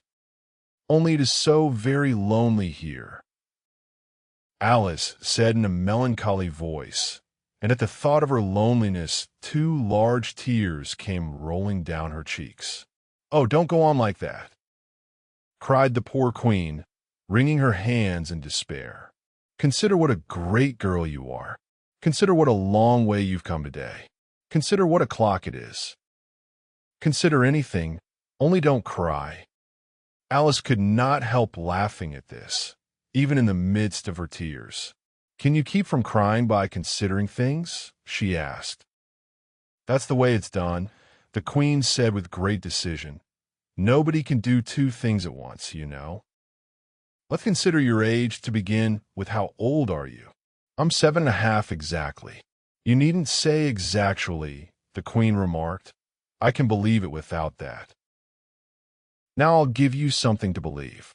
I'm just 101, 5 months and a day." "I can't believe that," said Alice. "Can't you?" the queen said in a pitying tone. "Try again, draw a long breath, and shut your eyes." Alice laughed. "There's no use trying," she said. "One can't believe impossible things." "I dare say you haven't had much practice," said the queen. "When I was your age, I always did it for half an hour a day." "Why?" "Sometimes I believed as many as 6 impossible things before breakfast." There goes the shawl again. The brooch had come undone as she spoke, and a sudden gust of wind blew the queen's shawl across a little brook. The queen spread out her arms again and went flying after it, and this time she succeeded in catching it for herself. "I've got it," she cried in a triumphant tone. "Now you shall see me pin it on again, all by myself. Then I hope your finger is better now," Alice said very politely as she crossed the little brook after the queen. "Oh, much better," cried the queen, her voice rising to a squeak as she went on. "Much better, better, better, yeah." The last word ended in a long bleat, so like a sheep that Alice quite started. She looked at the queen, who seemed to have suddenly wrapped herself up in wool. Alice rubbed her eyes and looked again. She couldn't make out what had happened at all. Was she in a shop? And was it really a sheep that was sitting on the other side of the counter? Rub as she could make nothing more of it. She was in a little dark shop, leaning with her elbows on the counter, and opposite to her was an old sheep sitting in an armchair knitting, and every now and then leaving off to look at her through a great pair of spectacles. "What is it you want to buy?" the sheep said at last, looking up for a moment from her knitting. "I don't quite know yet," Alice said very gently. "I should like to look all round me first, if I might." "You may look in front of you and on both sides if you like," said the sheep, "but you can't look all round you unless you've got eyes at the back of your head." But these, as it happened, Alice had not got, so she contented herself with turning round, looking at the shelves as she came to them. The shop seemed to be full of all manner of curious things, But the oddest part of it all was that whenever she looked hard at any shelf, to make out exactly what it had on it, that particular shelf was always quite empty, though the others round it were crowded, as full as they could hold. "Things flow about so here," she said at last in a plaintive tone, after she had spent a minute or so in vainly pursuing a large bright thing that looked sometimes like a doll and sometimes like a work box, and was always in the shelf next above the one she was looking at. "And this one is the most provoking of all, but I'll tell you what," she added, as a sudden thought struck her. "I'll follow it up to the very top shelf of all. It'll puzzle it to go through the ceiling, I expect." But even this plan failed. The thing went through the ceiling as quietly as possible, as if it were quite used to it. "Are you a child or a teetotum?" the sheep said, as she took up another pair of needles. "You make me giddy soon, if you go on turning round like that." She was now working with 14 pairs at once, and Alice couldn't help looking at her in great astonishment. How can she knit with so many? The puzzled child thought to herself. She gets more and more like a porcupine every minute. "Can you row?" the sheep asked, handing her a pair of knitting needles as she spoke. "Yes, a little, but not on land, and not with needles," Alice was beginning to say, when suddenly the needles turned into oars in her hands, and she found they were in a little boat, gliding along between banks, so there was nothing for it but to do her best. "Feather!" cried the sheep, as she took up another pair of needles. This didn't sound like a remark that needed any answer, so Alice said nothing but pulled away. There was something very queer about the water, she thought, as every now and then the oars got fast in it and would hardly come out again. "Feather! Feather!" the sheep cried again, taking more needles. "You'll be catching a crab directly." "A dear little crab," thought Alice. "I should like that. Didn't you hear me say feather?" the sheep cried angrily, taking up quite a bunch of needles. "Indeed I did," said Alice. "You said it very often and very loud." "Please, where are the crabs?" "In the water, of course," said the sheep, sticking some of the needles into her hair as her hands are full. "Feather, I say. Why do you say feather so often?" Alice asked at last, rather vexed. "I'm not a bird." "You are," said the sheep. "You're a little goose." This offended Alice a little. So there was no more conversation for a minute or two, while the boat glided gently on, sometimes among beds of weeds, which made the oars stick fast in the water worse than ever, and sometimes under trees, but always with the same tall river banks frowning over their heads. "Oh, please, there are some scented rushes," Alice cried in a sudden transport of delight. "There really are, and such beauties." "You needn't say please to me about 'em," the sheep said, without looking up from her knitting. "I didn't put him there, and I'm not going to take him away." "No, but I meant please, may we wait and pick some?" Alice pleaded. "If you don't mind stopping the boat for a minute." "How am I to stop it?" said the sheep. "If you leave off rowing, it'll stop of itself." So the boat was left to drift down the stream as it would, till it glided gently in among the waving rushes. And then the little sleeves were carefully rolled up, and the little arms were plunged in elbow deep to get the rushes a good long way down before breaking them off, and for a while Alice forgot all about the sheep and the knitting, as she bent over the side of the boat, with just the ends of her tangled hair dipping into the water, while with bright, eager eyes she caught at one bunch after another of the darling scented rushes. "I only hope the boat won't tipple over," she said to herself. "Oh, what a lovely one! Only I couldn't quite reach it." And it certainly did seem a little provoking, almost as if it happened on purpose, she thought. Though she managed to pick plenty of beautiful rushes as the boat glided by, there was always a more lovely one that she couldn't reach.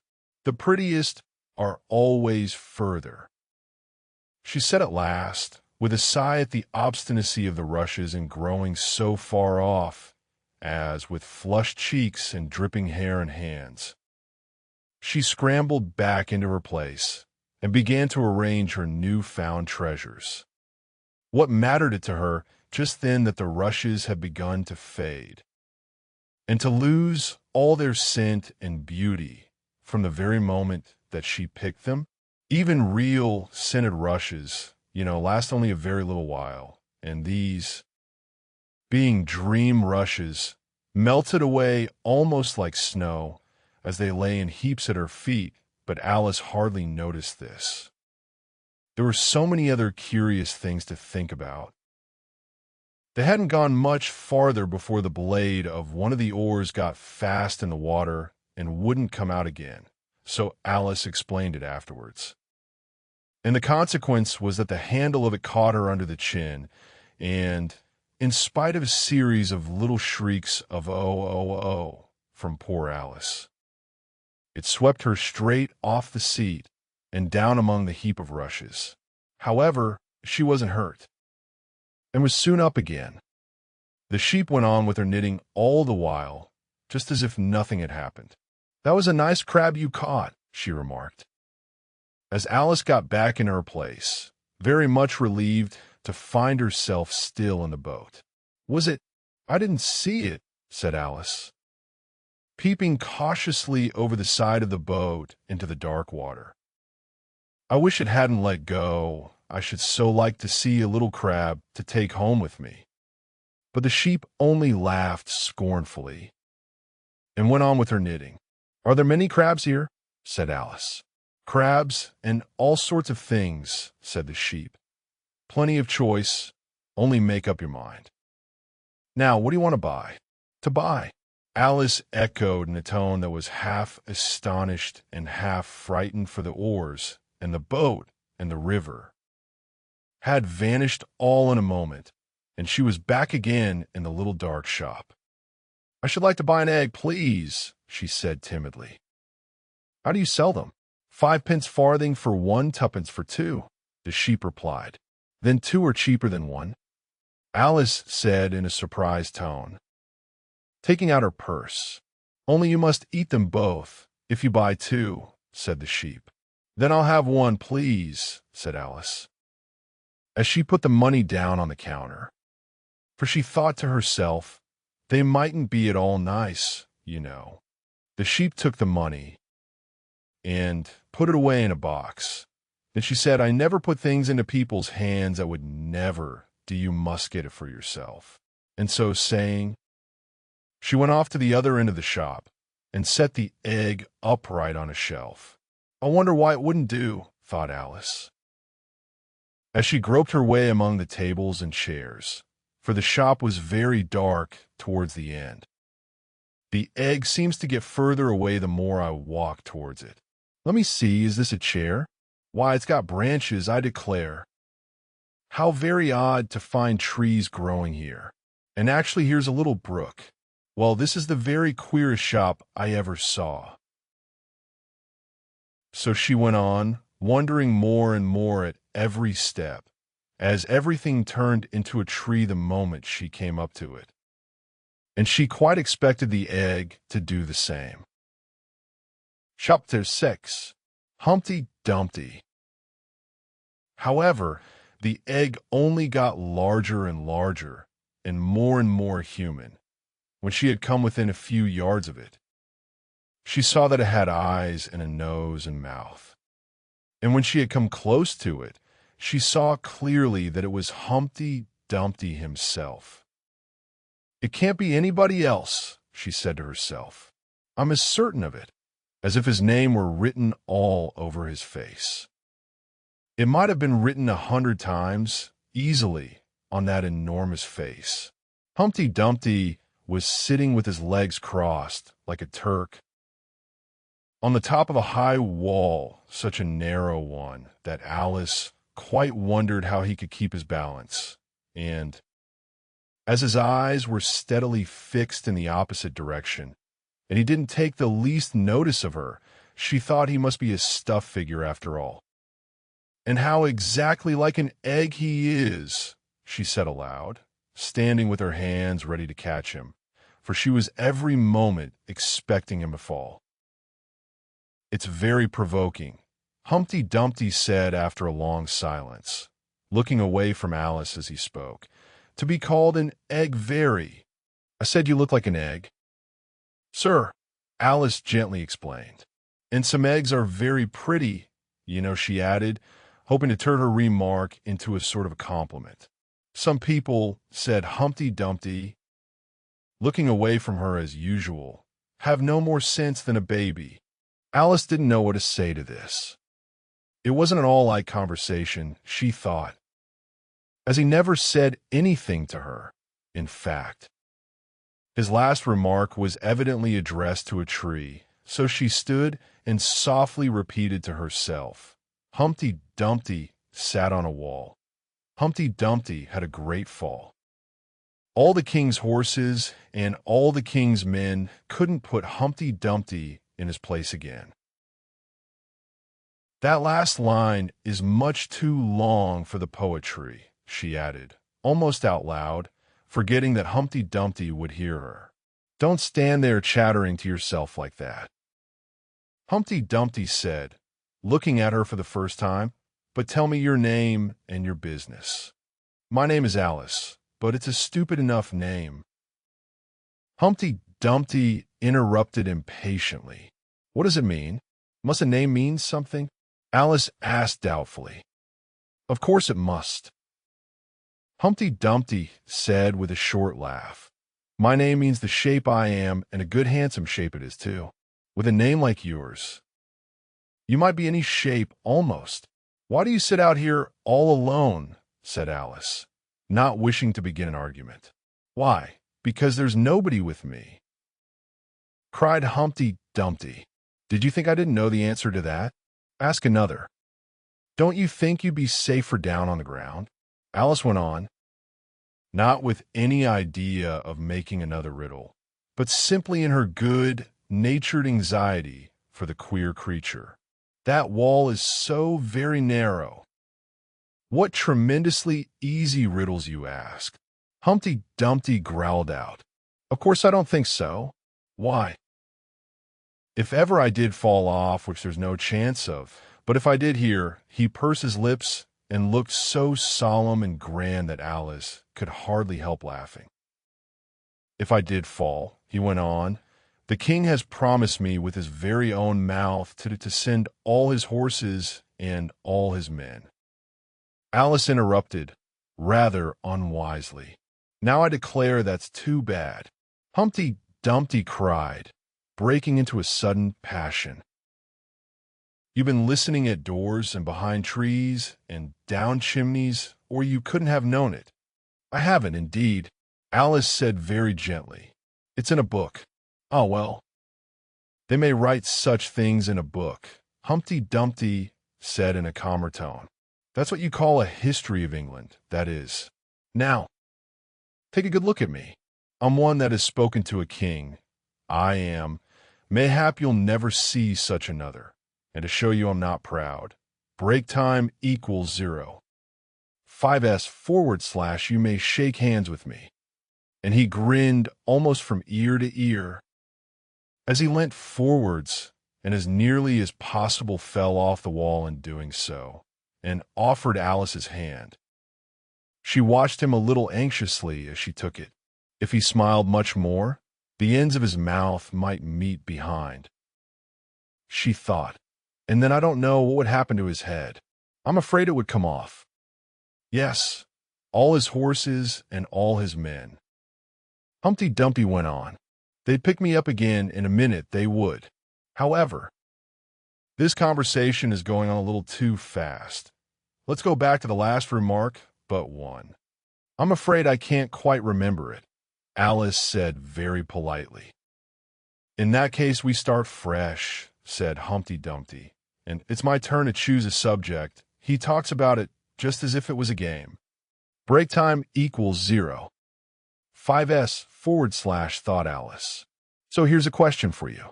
How old did you say you were? Alice made a short calculation and said 7 years and 6 months. Wrong. Humpty Dumpty exclaimed triumphantly. You never said a word like it. I thought you meant how old are you? Alice explained. If I'd meant that, I'd have said it. Said Humpty Dumpty.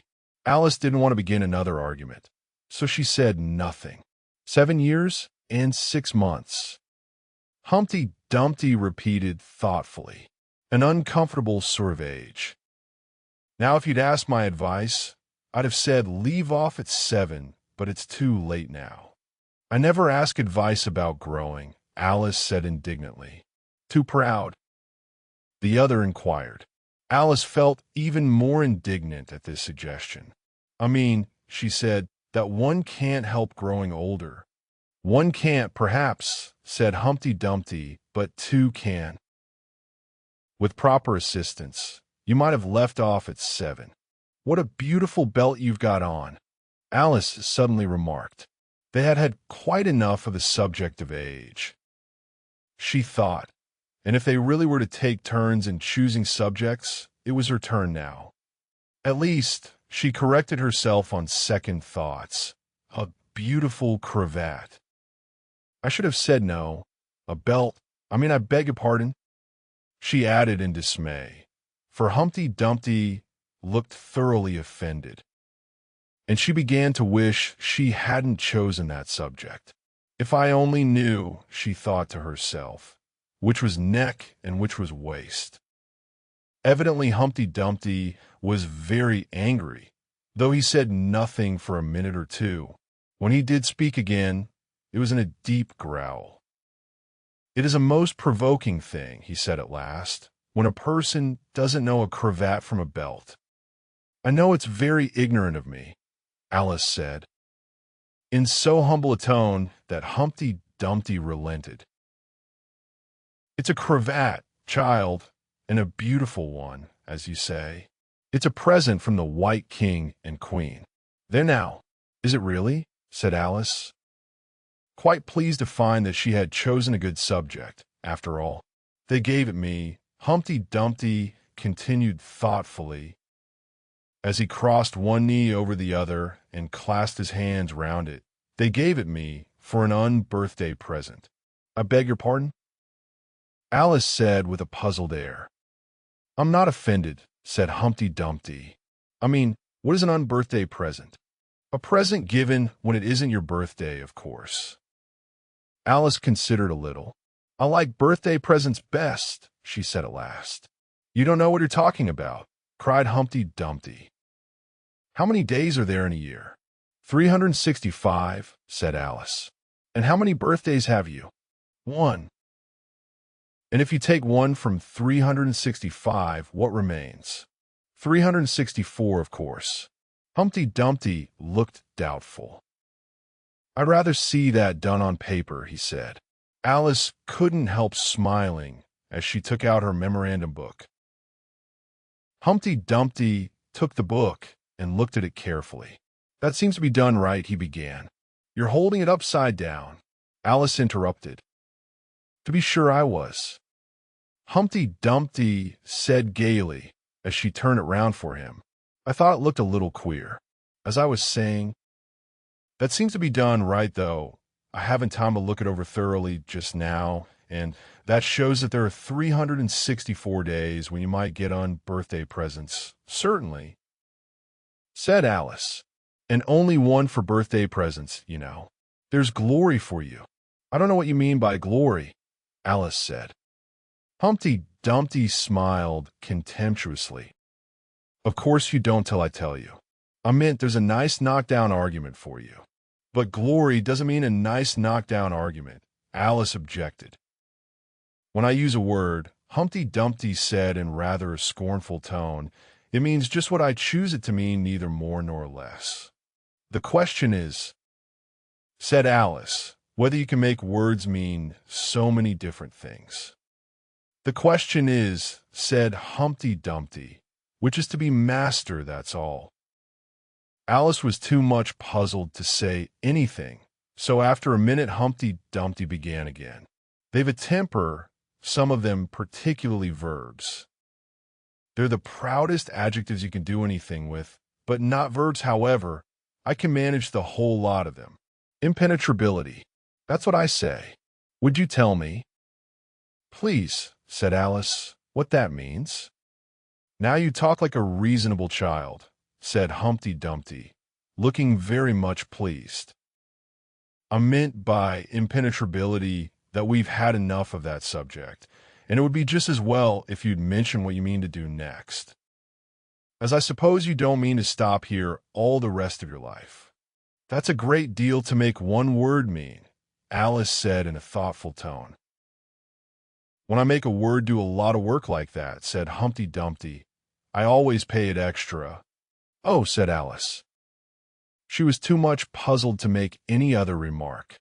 "Ah, you should see 'em come round me of Saturday night," Humpty Dumpty went on, wagging his head gravely from side to side, "for to get their wages, you know." Alice didn't venture to ask what he paid them with, and so you see I can't tell you. "You seem very clever at explaining words, sir," said Alice. "Would you kindly tell me the meaning of the poem called Jabberwocky?" "Let's hear it," said Humpty Dumpty. "I can explain all the poems that were ever invented and a good many that haven't been invented just yet." This sounded very hopeful. So Alice repeated the first verse. "'Twas brillig, and the slithy toves did gyre and gimble in the wabe.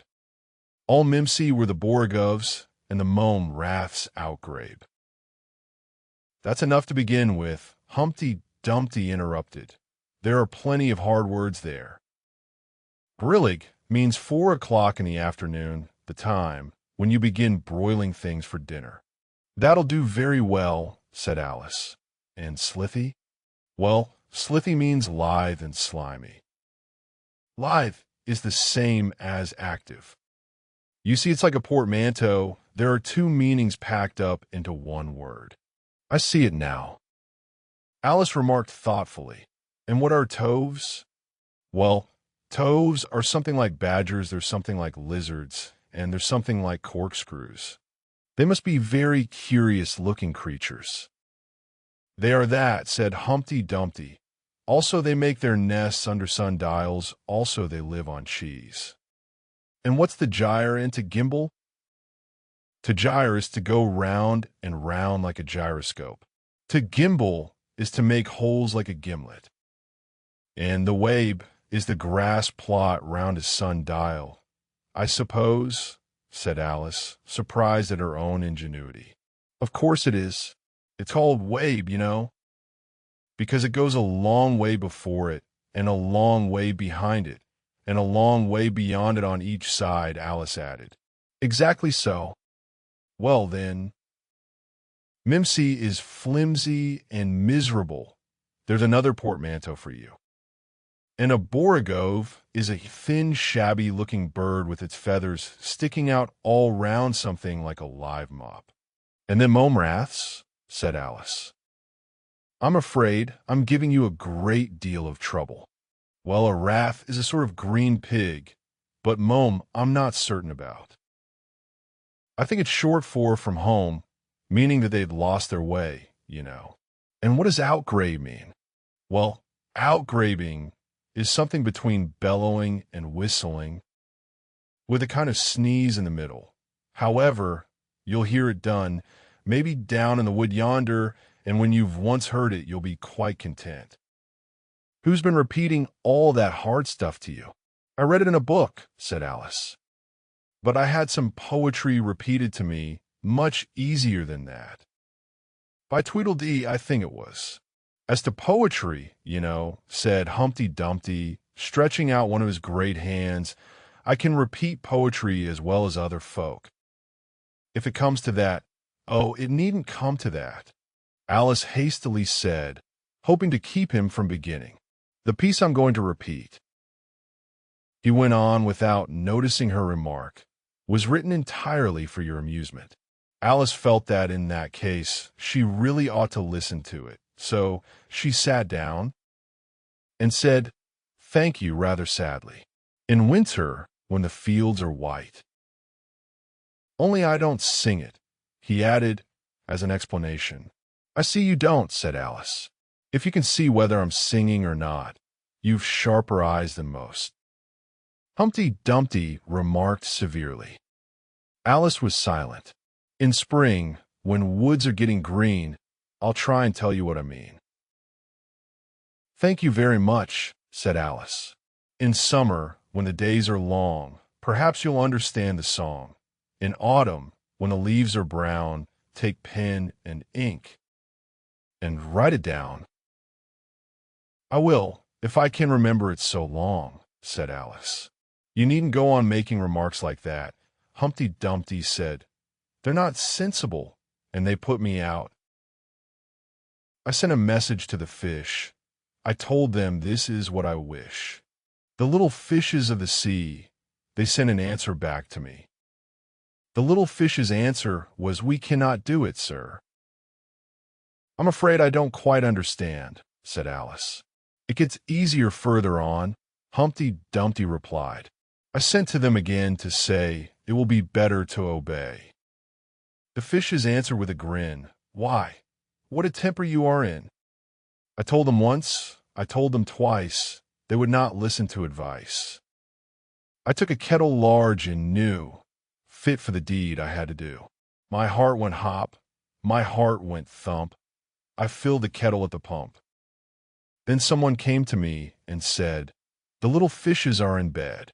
I said to him, I said it plain, 'Then you must wake them up again.' I said it very loud and clear. I went and shouted in his ear." Humpty Dumpty raised his voice almost to a scream as he repeated this verse, and Alice thought with a shudder, "I wouldn't have been the messenger for anything." But he was very stiff and proud. He said, "You needn't shout so loud." And he was very proud and stiff. He said, "I'd go and wake them. If I took a corkscrew from the shelf, I went to wake them up myself. And when I found the door was locked, I pulled and pushed and kicked and knocked. And when I found the door was shut, I tried to turn the handle." There was a long pause. "Is that all?" Alice timidly asked. "That's all," said Humpty Dumpty. "Goodbye." This was rather sudden, Alice thought, but after such a very strong hint that she ought to be going, she felt that it would hardly be civil to stay. So she got up and held out her hand. "Goodbye, till we meet again," she said as cheerfully as she could. "I shouldn't know you again if we did meet." Humpty Dumpty replied in a discontented tone, giving her one of his fingers to shake. "You're so exactly like other people. The face is what one goes by, generally." Alice remarked in a thoughtful tone. "That's just what I complain of," said Humpty Dumpty. "Your face is the same as everybody has the two eyes." So marking their places in the air with his thumb, nose in the middle, mouth under. It's always the same. Now, if you had the two eyes on the same side of the nose, for instance, or the mouth at the top, that would be some help. "It wouldn't look nice," Alice objected. But Humpty Dumpty only shut his eyes and said, "Wait till you've tried." Alice waited a minute to see if he would speak again. But as he never opened his eyes or took any further notice of her, she said goodbye once more, and, getting no answer to this, she quietly walked away. But she couldn't help saying to herself as she went, "Of all the unsatisfactory," she repeated this aloud, as it was a great comfort to have such a long word to say.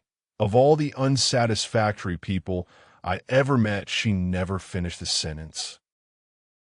For at this moment a heavy crash shook the forest from end to end. Chapter 7. The Lion and the Unicorn. The next moment soldiers came running through the wood, at first in twos and threes, then 10 or 20 together, and at last in such crowds that they seemed to fill the whole forest. Alice got behind a tree for fear of being run over and watched them go by. She thought that in all her life she had never seen soldiers so uncertain on their feet. They were always tripping over something or other, and whenever one went down, several more always fell over him, so that the ground was soon covered with little heaps of men. Then came horses, having 4 feet. These managed rather better than the foot soldiers, but even they stumbled now and then, and it seemed to be a regular rule that whenever a horse stumbled, the rider fell off instantly. The confusion got worse every moment, and Alice was very glad to get out of the wood into an open place, where she found the White King seated on the ground, busily writing in his memorandum book. "I've sent them all," the king cried in a tone of delight. On seeing Alice, "Did you happen to meet any soldiers, my dear, as you came through the wood?" "Yes, I did," said Alice.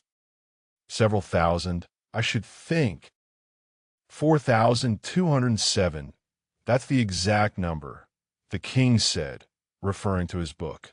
"I couldn't send all the horses, you know, because 2 of them are wanted in the game. And I haven't sent the 2 messengers either. They're both gone to the town. Just look along the road and tell me if you can see either of them." "I see nobody on the road," said Alice. "I only wish I had such eyes," the king remarked in a fretful tone, "to be able to see nobody, and at that distance, too. Why, it's as much as I can do to see real people." By this light, all this was lost on Alice, who was still looking intently along the road, shading her eyes with one hand. "I see somebody now," she exclaimed at last, "but he's coming very slowly, and what curious attitudes he goes into." For the messenger kept skipping up and down and wriggling like an eel as he came along, with his great hands spread out like fans on each side. "Not at all," said the king. "He's an Anglo-Saxon messenger, and those are Anglo-Saxon attitudes. He only does them when he's happy. His name is Haya." He pronounced it so as to rhyme with mayor. "I love my love with an H," Alice couldn't help beginning, "because he is happy. I hate him with an H, because he is hideous. I fed him with ham sandwiches and hay. His name is Haya, and he lives on the hill." The king remarked simply, without the least idea that he was joining in the game, while Alice was still hesitating for the name of a town beginning with H. "The other messengers called Hada. I must have 2, you know, to come and go. 1 to come and 1 to go." "I beg your pardon?" said Alice. "It isn't respectable to beg," said the king. "I only meant that I didn't understand," said Alice. "Why 1 to come and 1 to go? Didn't I tell you?" The king repeated impatiently, "I must have 2 to fetch and carry. 1 to fetch and 1 to carry." At this moment the messenger arrived. He was far too much out of breath to say a word, and could only wave his hands about and make the most fearful faces at the poor king. "This young lady loves you with an H," the king said, introducing Alice in the hope of turning off the messenger's attention from himself. But it was no use. The Anglo-Saxon attitudes only got more extraordinary every moment, while the great eyes rolled wildly from side to side. "You alarm me," said the king. "I feel faint. Give me a ham sandwich." On which the messenger, to Alice's great amusement, opened a bag that hung round his neck and handed a sandwich to the king, who devoured it greedily. "Another sandwich," said the king. "There's nothing but hay left now," the messenger said, peeping into the bag. "Hay, then," the king murmured in a faint whisper. Alice was glad to see that it revived him a good deal. "There's nothing like eating hay when you're faint," he remarked to her as he munched away. Break time equals 0. 5s / I should think throwing cold water over you would be better, Alice suggested, or some sal volatile. I didn't say there was nothing better, the king replied. I said there was nothing like it, which Alice did not venture to deny. Who did you pass on the road? The king went on, holding out his hand to the messenger for some more hay. Nobody, said the messenger. Quite right, said the king. This young lady saw him too. So of course nobody walks slower than you. I do my best, the messenger said in a sulky tone. I'm sure nobody walks much faster than I do. He can't do that, said the king, or else he'd have been here first. However, now you've got your breath. You may tell us what's happened in the town. I'll whisper it, said the messenger, putting his hands to his mouth in the shape of a trumpet, and stooping so as to get close to the king's ear. Alice was sorry for this, as she wanted to hear the news too. However, instead of whispering, he simply shouted at the top of his voice, "They're at it again." "Do you call that a whisper?" cried the poor king, jumping up and shaking himself. "If you do such a thing again, I'll have you buttered." It went through and through my head like an earthquake. It would have to be a very tiny earthquake, thought Alice. Who are at it again? She ventured to ask. Why, the lion and the unicorn, of course, said the king. Fighting for the crown? Yes, to be sure, said the king. And the best of the joke is that it's my crown all the while. Let's run and see them. And they trotted off, Alice repeating to herself, as she ran, the words of the old song. The lion and the unicorn were fighting for the crown. The lion beat the unicorn all round the town. Some gave them white bread, some gave them brown, some gave them plum cake and drummed them out of town. Does the one that wins get the crown? She asked as well as she could, for the run was putting her quite out of breath. Ditame? No, said the king. One idea. Would you be good enough, Alice panted out, after running a little further, to stop a minute just to get one's breath again? I'm good enough, the king said, only I'm not strong enough. You see, a minute goes by so fearfully quick. You might as well try to stop a bandersnatch. Alice had no more breath for talking, so they trotted on in silence, till they came in sight of a great crowd, in the middle of which the lion and unicorn were fighting. They were in such a cloud of dust that at first Alice could not make out which was which, but she soon managed to distinguish the unicorn by his horn. They placed themselves close to where Hada, the other messenger, was standing watching the fight, with a cup of tea in one hand and a piece of bread and butter in the other. He's only just out of prison, and he hadn't finished his tea when he was sent in. Haya whispered to Alice, and they only give them oyster shells in there, so you see he's very hungry and thirsty. How are you, dear child? He went on, putting his arm affectionately round Hada's neck. Hada looked round and nodded and went on with his bread and butter. Were you happy in prison, dear child? Said Haya. Hada looked round once more, and this time a tear or two trickled down his cheek, but not a word would he say. Speak, can't you? Haya cried impatiently. But Hada only munched away and drank some more tea. Speak, won't you? Cried the king. How are they getting on with the fight? Hada made a desperate effort and swallowed a large piece of bread and butter. They're getting on very well, he said in a choking voice. Each of them has been down about 87 times. Then I suppose they'll soon bring the white bread and the brown. Alice ventured to remark, It's waiting for him now. Said Hada, This is a bit of it as I'm eating. There was a pause in the fight just then, and the lion and the unicorn sat down, panting, while the king called out 10 minutes aloud for refreshments. Haya and Hada set to work at once, carrying rough trays of white and brown bread. Alice took a piece to taste, but it was very dry. I don't think they'll fight any more today. The king said to Hada, "Go and order the drums to begin." And Hada went bounding away like a grasshopper. For a minute or two Alice stood silent, watching him. Suddenly she brightened up. "Look, look," she cried, pointing eagerly.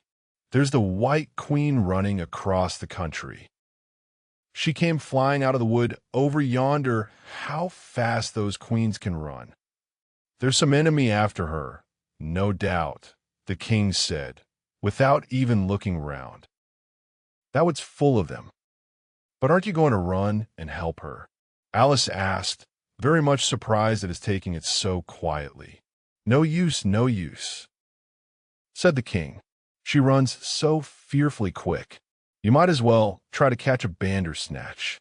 But I'll make a memorandum about her. If you like, she's a dear, good creature," he repeated softly to himself as he opened his memorandum book. "Do you spell creature with a double E?" At this moment the unicorn sauntered by them, with his hands in his pockets. "I had the best of it this time," he said to the king, just glancing at him as he passed. A little," the king replied, rather nervously. "You shouldn't have run him through with your horn, you know." "It didn't hurt him," the unicorn said carelessly, and he was going on when his eye happened to fall upon Alice. He turned round rather instantly and stood for some time looking at her with an air of the deepest disgust. "What is this?" he said at last. "This is a child," Haya replied eagerly, coming in front of Alice to introduce her and spreading out both his hands towards her in an Anglo-Saxon attitude. "We only found it today. It's as large as life and twice as natural." "I always thought they were fabulous monsters," said the unicorn. "Is it alive?" "It can talk," said Haya solemnly. The unicorn looked dreamily at Alice and said, "Talk, child." Alice could not help her lips curling up into a smile as she began. "Do you know, I always thought unicorns were fabulous monsters, too.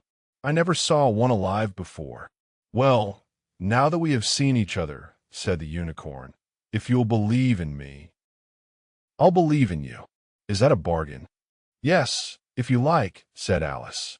"Come, fetch out the plum cake, old man," the unicorn went on, turning from her to the king. "None of your brown bread for me." "Certainly, certainly," the king muttered and beckoned to Haya. "Open the bag," he whispered. "Quick." "Not that one. That's full of hay." Haya took a large cake out of the bag and gave it to Alice to hold. Well, he got out a dish and carving knife. How they all came out of it, Alice couldn't guess. It was just like a conjuring trick, she thought. The lion had joined them while this was going on. He looked very tired and sleepy, and his eyes were half shut. "What's this?" he said, blinking lazily at Alice, and speaking in a deep, hollow tone that sounded like the tolling of a great bell. "Oh, what is it now?" the unicorn cried eagerly. "You'll never guess." "I couldn't." The lion looked at Alice wearily. "Are you animal, vegetable, or mineral?" he said, yawning at every other word. "It's a fabulous monster," the unicorn cried out, before Alice could reply. "Then hand round the plum cake." "Monster," the lion said, lying down and putting his chin on his paws. "And sit down, both of you." To the king and the unicorn, fair play with the cake, you know. The king was evidently very uncomfortable at having to sit down between the two great creatures, but there was no other place for him. "What a fight we might have for the crown now," the unicorn said, looking slyly up at the crown, which the poor king was nearly shaking off his head. He trembled so much. "I should win easy," said the lion. "I'm not so sure of that," said the unicorn. "Why, I beat you all round the town, you chicken. Break time equals 0. 5s/, the lion replied angrily, half getting up as he spoke. Here the king interrupted, to prevent the quarrel going on. He was very nervous, and his voice quite quivered. "All round the town," he said. "That's a good long way. Did you go by the old bridge or the marketplace?" "You get the best view by the old bridge." "I'm sure I don't know." The lion growled out as he lay down again. There was too much dust to see anything. "What time a monster is cutting up that cake?" Alice had seated herself on the bank of a little brook, with the great dish on her knees, and was sawing away diligently with the knife. "It's very provoking," she said. In reply to the lion, she was getting quite used to being called a monster. "I've cut several slices already, but they always join on again." "You don't know how to manage looking-glass cakes," the unicorn remarked. "Hand it round first and cut it afterwards."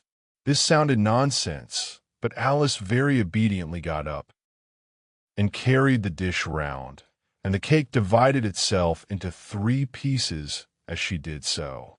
"Now cut it up," said the lion, as she returned to her place with the empty dish.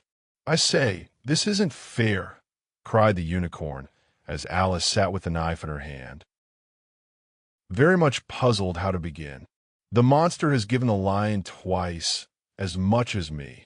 She's kept none for herself, anyhow," said the lion. "Do you like plum cake, monster?" But before Alice could answer him, the drums began. Where the noise came from, she couldn't make out. The air seemed full of it, and it rang through and through her head till she felt quite deafened.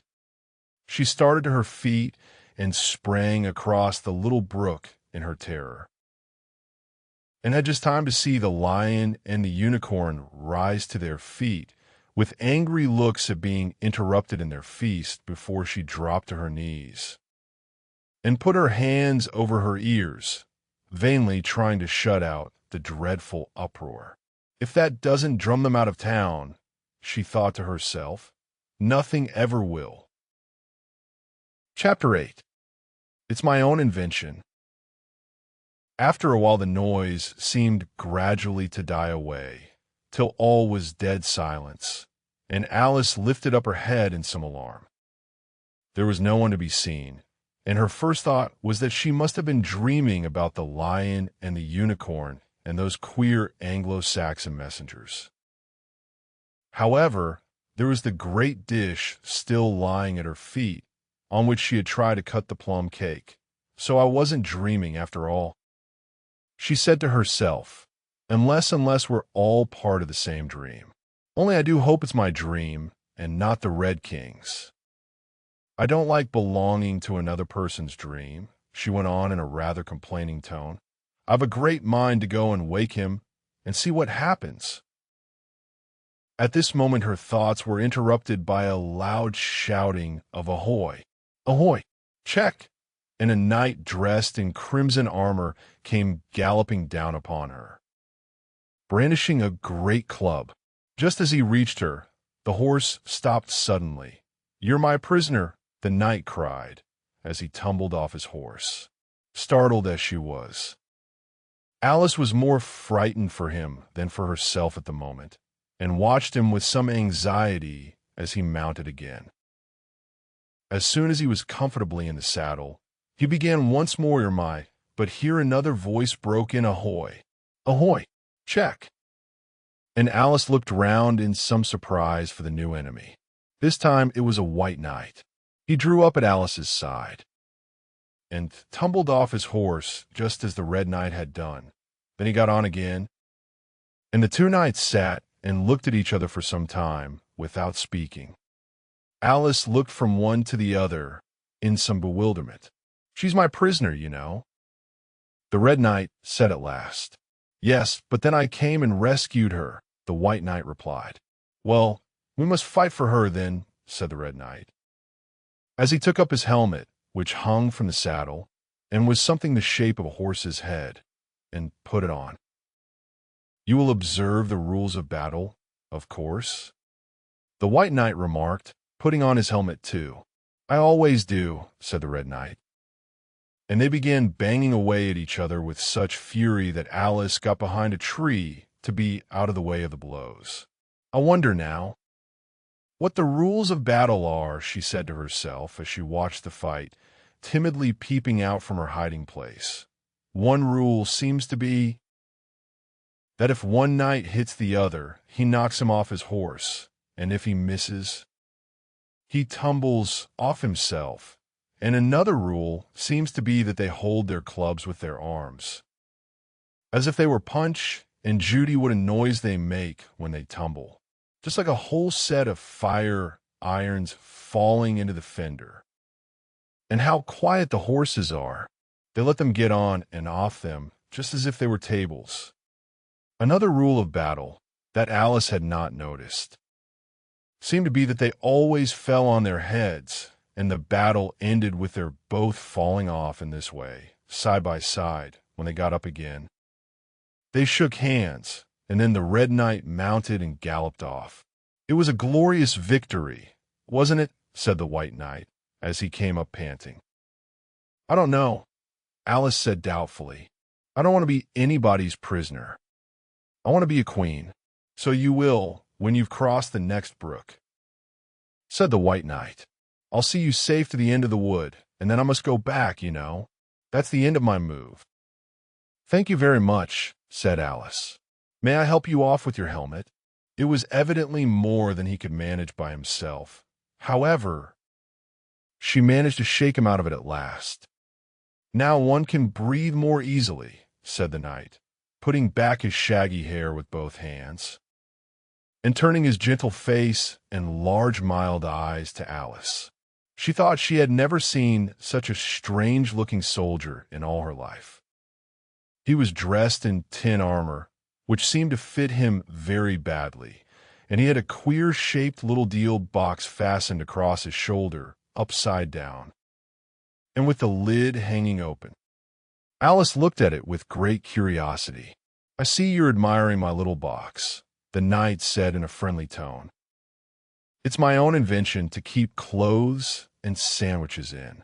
You see, I carry it upside down so that the rain can't get in, but the things can get out." Alice gently remarked, "Do you know the lid's open?" "I didn't know it," the knight said, a shade of vexation passing over his face. "Then all the things must have fallen out, and the box is no use without them." He unfastened it as he spoke, and was just going to throw it into the bushes when a sudden thought seemed to strike him, and he hung it carefully on a tree. "Can you guess why I did that?" he said to Alice. Alice shook her head. "In hopes some bees may make a nest in it, then I should get the honey." "But you've got a beehive, or something like one fastened to the saddle," said Alice. "Yes, it's a very good beehive," the knight said in a discontented tone, "one of the best kind. But not a single bee has come near it yet. And the other thing is a mouse trap. I suppose the mice keep the bees out, or the bees keep the mice out, I don't know which." "I was wondering what the mouse trap was for," said Alice.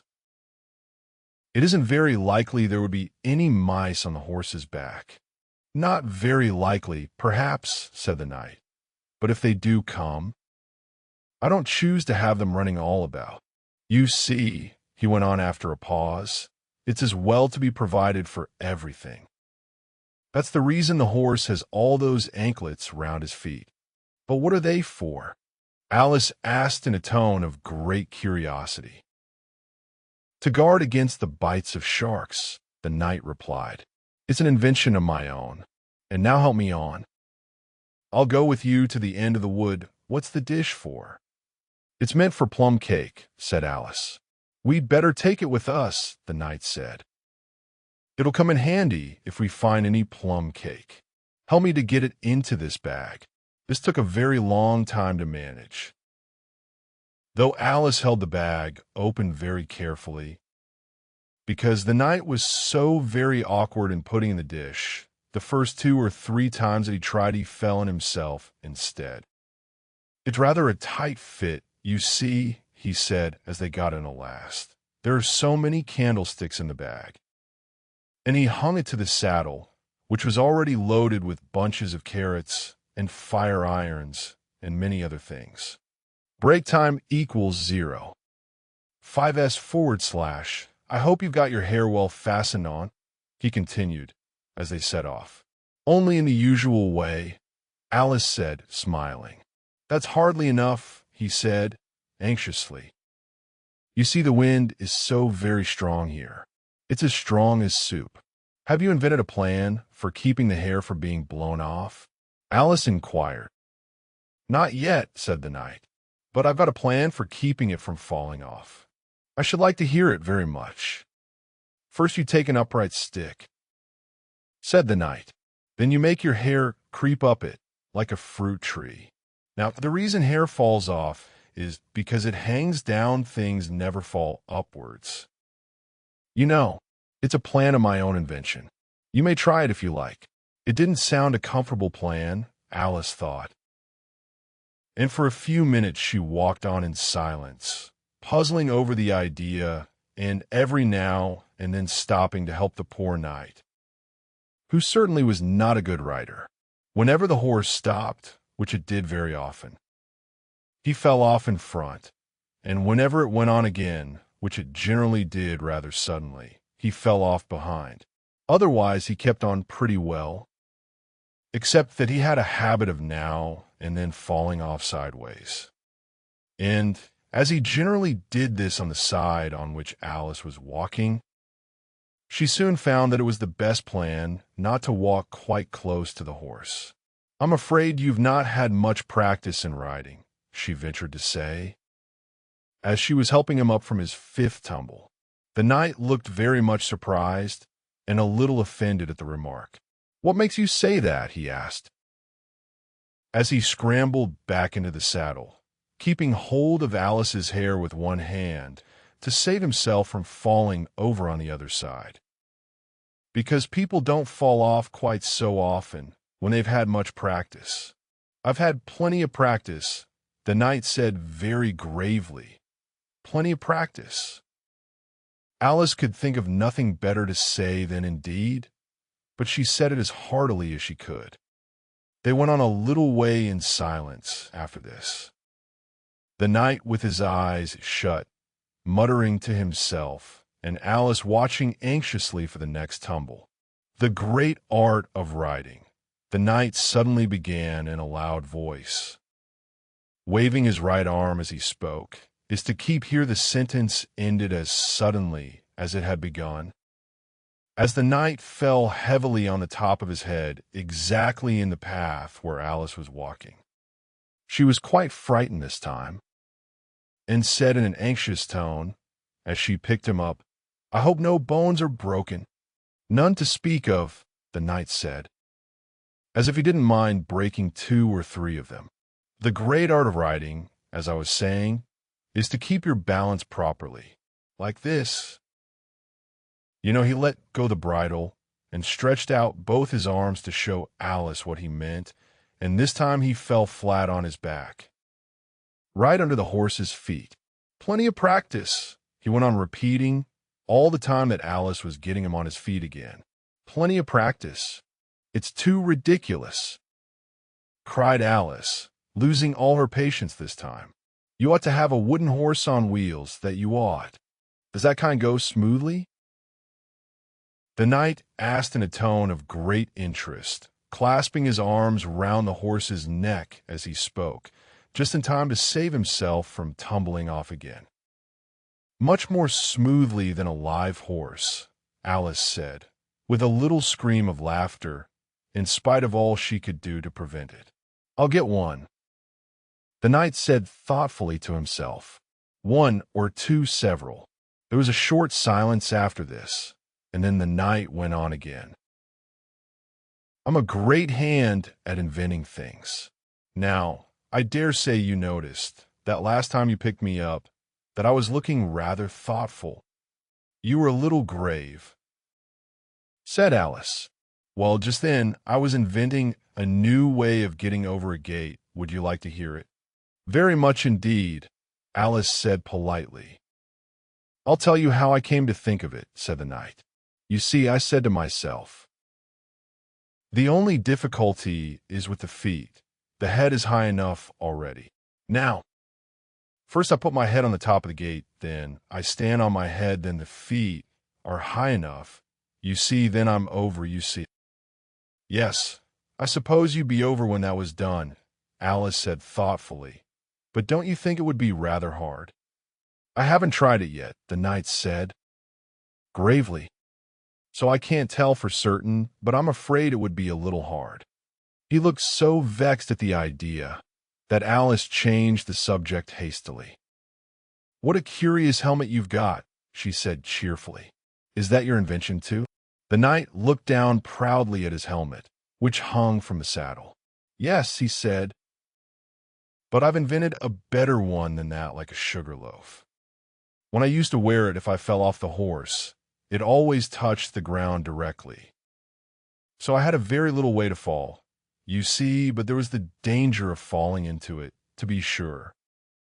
That happened to me once, and the worst of it was before I could get out again, the other white knight came and put it on. He thought it was his own helmet. The knight looked so solemn about it that Alice did not dare to laugh. I'm afraid you must have heard him, she said in a trembling voice, being on the top of his head. I had to kick him, of course, the knight said very seriously. And then he took the helmet off again, but it took hours and hours to get me out. I was as fast as lightning, you know. But that's a different kind of fastness, Alice objected. The knight shook his head. It was all kinds of fastness with me, I can assure you, he said. He raised his hands in some excitement as he said this, and instantly rolled out of the saddle and fell headlong into a deep ditch. Alice ran to the side of the ditch to look for him. She was rather startled by the fall, as for some time he had kept on very well, and she was afraid that he really was hurt this time. However, though she could see nothing but the soles of his feet, she was much relieved to hear that he was talking on in his usual tone. All kinds of fastness, he repeated, but it was careless of him to put another man's helmet on with the man in it, too. How can you go on talking so quietly, head downwards? Alice asked as she dragged him out by the feet and laid him in a heap on the bank. The knight looked surprised at the question. What does it matter where my body happens to be? He said, my mind goes on working all the same. In fact, the more head downwards I am, the more I keep inventing new things. Now, the cleverest thing of the sort that I ever did, he went on after a pause, was inventing a new pudding during the meat course. In time to have it cooked for the next course? Said Alice. Well, not the next course, the knight said in a slow, thoughtful tone. No, certainly not the next course.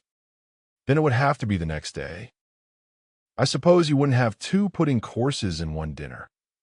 Well, not the next day, the knight repeated as before, not the next day. In fact, he went on, holding his head down and his voice getting lower and lower, I don't believe that pudding ever was cooked. In fact, I don't believe that pudding ever will be cooked. And yet it was a very clever pudding to invent. What did you mean it to be made of? Alice asked, hoping to cheer him up. For the poor knight seemed quite low-spirited about it. It began with blotting paper, the knight answered with a groan. That wouldn't be very nice. I'm afraid not very nice alone, he interrupted, quite eagerly. But you've no idea what a difference it makes mixing it with other things such as gunpowder and sealing wax. And here I must leave you. They had just come to the end of the wood. Alice could only look puzzled. She was thinking of the pudding. You are sad, the knight said in an anxious tone. Let me sing you a song to comfort you. Is it very long? Alice asked, for she had heard a good deal of poetry that day. It's long, said the knight, but very, very beautiful. Everybody that hears me sing it, either it brings the tears into their eyes, or else what? Said Alice, for the knight had made a sudden pause. Or else it doesn't. you know. The name of the song is called Haddock's Eyes. Oh, that's the name of the song, is it? Alice said, trying to feel interested. No, you don't understand, the knight said, looking a little vexed. That's what the name is called. The name really is the Aged Age Man. Then I ought to have said that's what the song is called. Alice corrected herself. No, you oughtn't. That's quite another thing. The song is called Ways and Means, but that's only what it's called, you know. Well, what is the song then? Said Alice, who was by this time completely bewildered. I was coming to that, the knight said. The song really is a sitting on a gate, and the tune's my own invention. So saying, he stopped his horse and let the reins fall on its neck. Then, slowly beating time with one hand, and with a faint smile lighting up his gentle, foolish face. As if he enjoyed the music of his song, he began, of all the strange things that Alice saw in her journey through the looking-glass, this was the one that she always remembered most clearly. Years afterwards, she could bring the whole scene back again. As if it had been only yesterday, the mild blue eyes and kindly smile of the night, the setting sun gleaming through his hair, and shining on his armor in a blaze of light that quite dazzled her, the horse quietly moving about, with the reins hanging loose on his neck. Cropping the grass at her feet and the black shadows of the forest behind, all this she took in like a picture, as, with one hand shading her eyes, she leant against a tree, watching the strange pair and listening, in a half-dream, to the melancholy music of the song. But the tune isn't his own invention. She said to herself, it's I give thee all, I can no more. She stood and listened very attentively, but no tears came in her eyes. I'll tell thee everything I can. There's little to relate. I saw an aged man, sitting on a gate. Who are you, aged man? I said, and how is it you live? And his answer trickled through my head like water through a sieve. He said, I look for butterflies that sleep among the wheat. I make them into mutton pies and sell them in the street. I sell them unto men, he said, who sail on stormy seas. And that's the way I get my bread, a trifle, if you please. But I was thinking of a plan to dye one's whiskers green, and always use so large a fan that they could not be seen. So, having no reply to give to what the old man said, I cried, come, tell me how you live, and thumped him on the head. His accents mild took up the tale. He said, I go my ways, and when I find a mountain rill, I set it in a blaze. And thence they make a stuff they call Roland's Macassar oil, yet tuppence halfpenny is all they give me for my toil. But I was thinking of a way to feed oneself on batter, and so go on from day to day, getting a little fatter. I shook him well from side to side, until his face was blue. Come, tell me how you live, I cried, and what it is you do. He said, I hunt for haddock's eyes among the heather bright, and work them into waistcoat buttons in the silent night. And these I do not sell for gold or coin of silvery shine, but for a copper halfpenny, and that will purchase 9. I sometimes dig for buttered rolls, or set lime twigs for crabs. I sometimes search the grassy knolls for wheels of handsome cabs. And that's the way, he gave a wink, by which I get my wealth, and very gladly will I drink your honor's noble health. I heard him then, for I had just completed my design to keep the Menai Bridge from rust by boiling it in wine. I thanked him much for telling me the way he got his wealth, but chiefly for his wish that he might drink my noble health. And now, if e'er by chance I put my fingers into glue, or madly squeeze a right-hand foot into a left-hand shoe, or if I drop upon my toe a very heavy weight, I weep, for it reminds me so of that old man I used to know whose look was mild, whose speech was slow, whose hair was whiter than the snow, whose face was very like a crow, with eyes like cinders, all aglow, who seemed distracted with his woe, who rocked his body to and fro, and muttered mumblingly and low, as if his mouth were full of dough, who snorted like a buffalo that summer evening, long ago, sitting on a gate. As the knight sang the last words of the ballad, he gathered up the reins and turned his horse's head along the road by which they had come. "You've only a few yards to go," he said, "down the hill and over that little brook, and then you'll be a queen, but you'll stay and see me off first," he added as Alice turned with an eager look in the direction to which he pointed. "I shan't be long. You'll wait and wave your handkerchief when I get to that turn in the road. I think it'll encourage me, you see." "Of course I'll wait," said Alice. "And thank you very much for coming so far, and for the song, I liked it very much."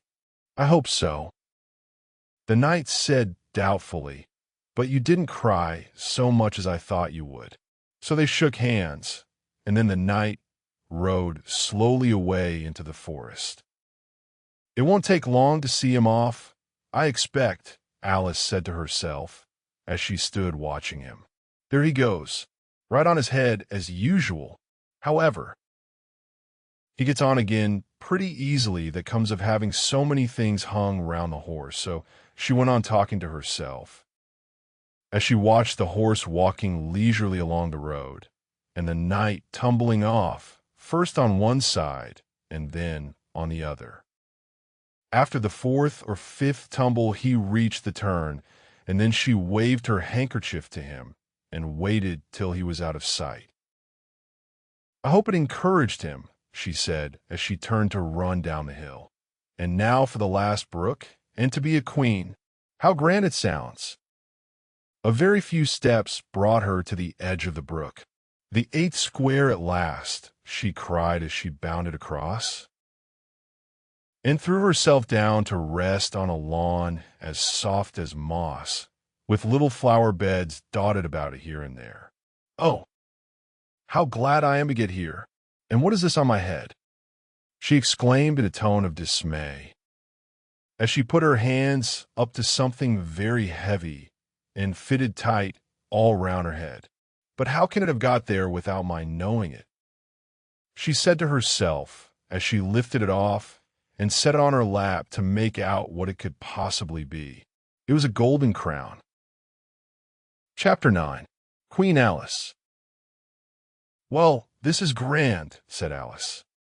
"I never expected I should be a queen so soon, and I'll tell you what it is, your majesty," she went on in a severe tone. She was always rather fond of scolding herself. "It'll never do for you to be lolling about on the grass like that. Queens have to be dignified, you know." So she got up and walked about rather stiffly just at first, as she was afraid that the crown might come off. But she comforted herself with the thought that there was nobody to see her. "And if I really am a queen," she said as she sat down again, "I shall be able to manage it quite well in time." Everything was happening so oddly that she didn't feel a bit surprised at finding the Red Queen and the White Queen sitting close to her, one on each side. She would have liked very much to ask them how they came there, but she feared it would not be quite civil. However, there would be no harm, she thought, in asking if the game was over. "Please, would you tell me," she began, looking timidly at the Red Queen. "Speak when you're spoken to," the Queen sharply interrupted her. "But if everybody obeyed that rule," said Alice, who was always ready for a little argument, "and if you only spoke when you were spoken to, and the other person always waited for you to begin, you see nobody would ever say anything." "So that ridiculous," cried the Queen. "Why, don't you see, child," here she broke off with a frown, and, after thinking for a minute, suddenly changed the subject of the conversation. What do you mean by if you really are a queen? What right have you to call yourself so? You can't be a queen, till you've passed the proper examination. And the sooner we begin it, the better. I only said if... Poor Alice pleaded in a piteous tone. The two queens looked at each other, and the Red Queen remarked with a little shudder. She says she only said if, but she said a great deal more than that, the White Queen moaned, wringing her hands. Oh, ever so much more than that. So you did, the Red Queen said to Alice. Always speak the truth, think before you speak, and write it down afterwards. I'm sure I didn't mean Alice was beginning, but the Red Queen interrupted her impatiently. That's just what I complain of. You should have meant. What do you suppose is the use of child without any meaning? Even a joke should have some meaning, and a child's more important than a joke, I hope. You couldn't deny that, even if you tried with both hands. I don't deny things with my hands, Alice objected. Nobody said you did, said the Red Queen. I said you couldn't if you tried. She's in that state of mind, said the White Queen, that she wants to deny something only she doesn't know what to deny. A nasty, vicious temper, the Red Queen remarked, and then there was an uncomfortable silence for a minute or two. The Red Queen broke the silence by saying to the White Queen, I invite you to Alice's dinner party this afternoon. The White Queen smiled feebly and said, and I invite you. I didn't know I was to have a party at all, said Alice, but if there is to be one, I think I ought to invite the guests.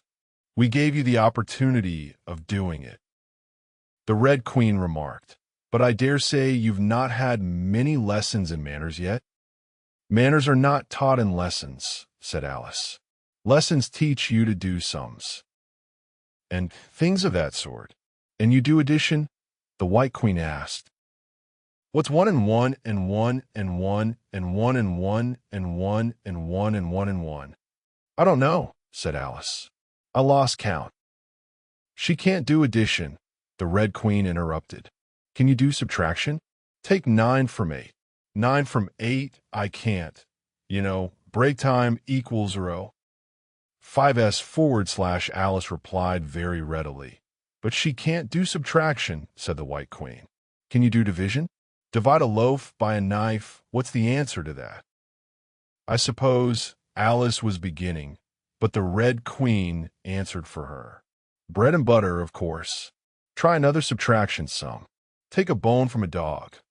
What remains? Alice considered. The bone wouldn't remain, of course, if I took it, and the dog wouldn't remain. It would come to bite me, and I'm sure I shouldn't remain. Then you think nothing would remain, said the Red Queen. I think that's the answer. Wrong.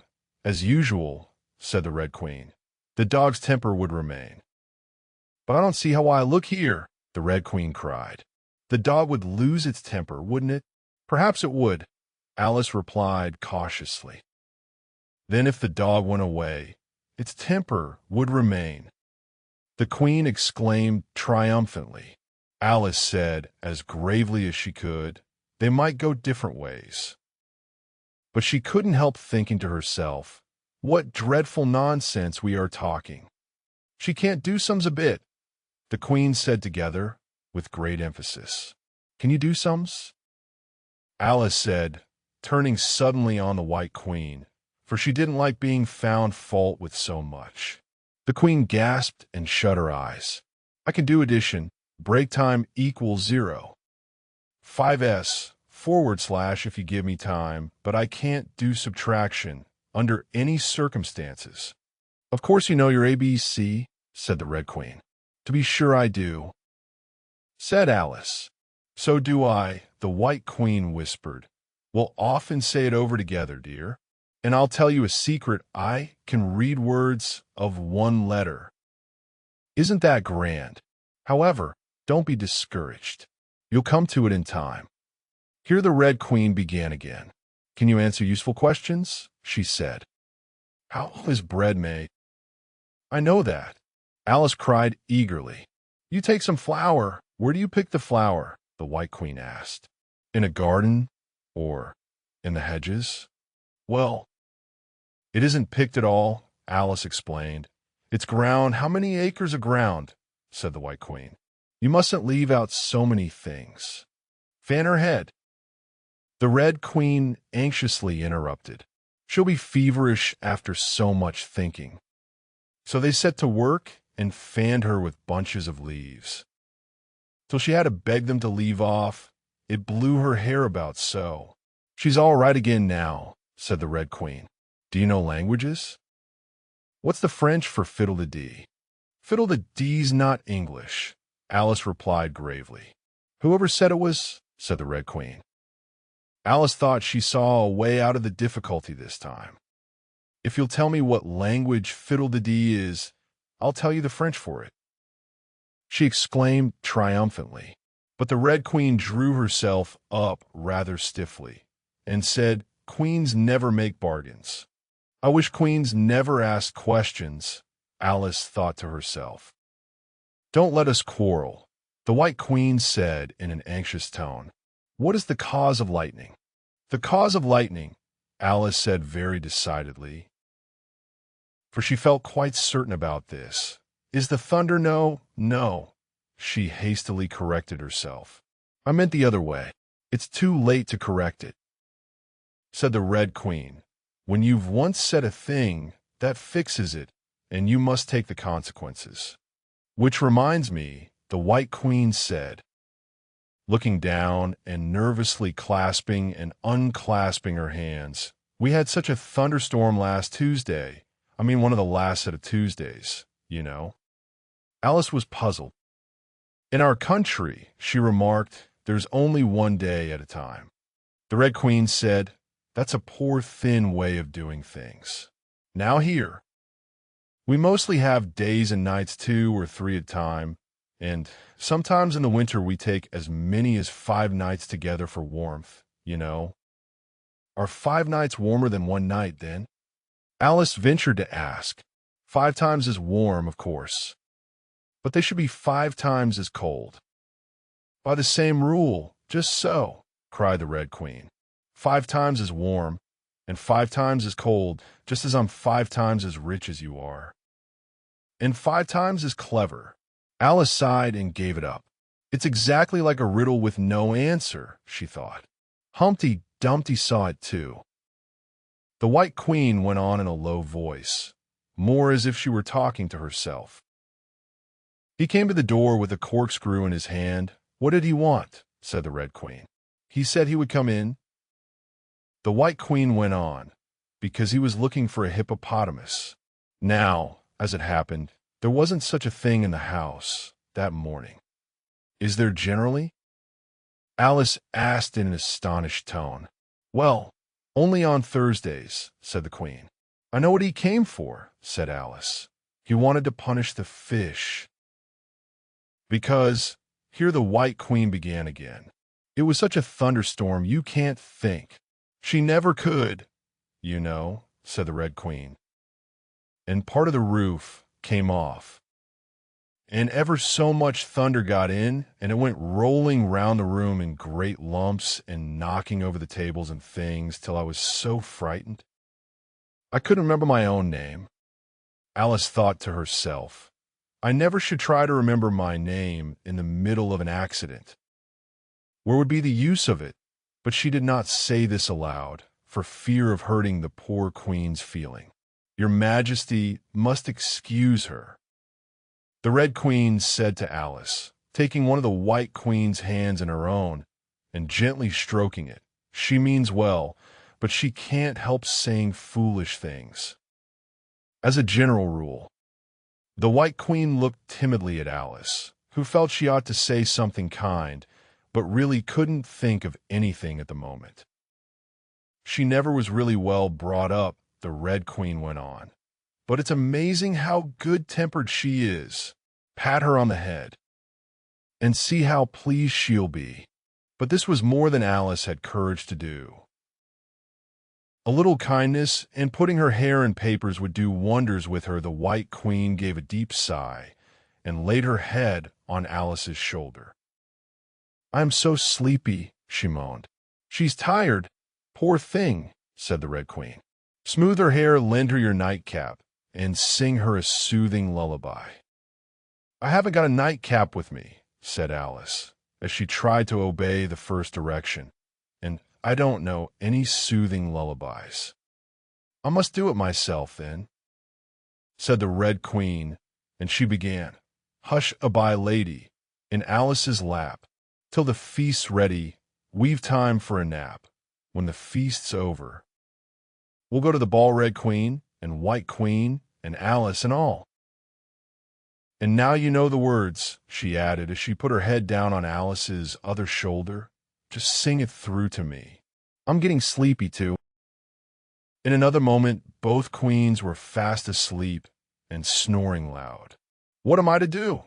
Exclaimed Alice, looking about in great perplexity, as first one round head, and then the other rolled down from her shoulder and lay like a heavy lump in her lap.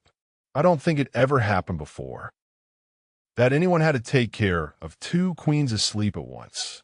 No, not in all the history of England it couldn't, you know, because there never was more than one queen at a time.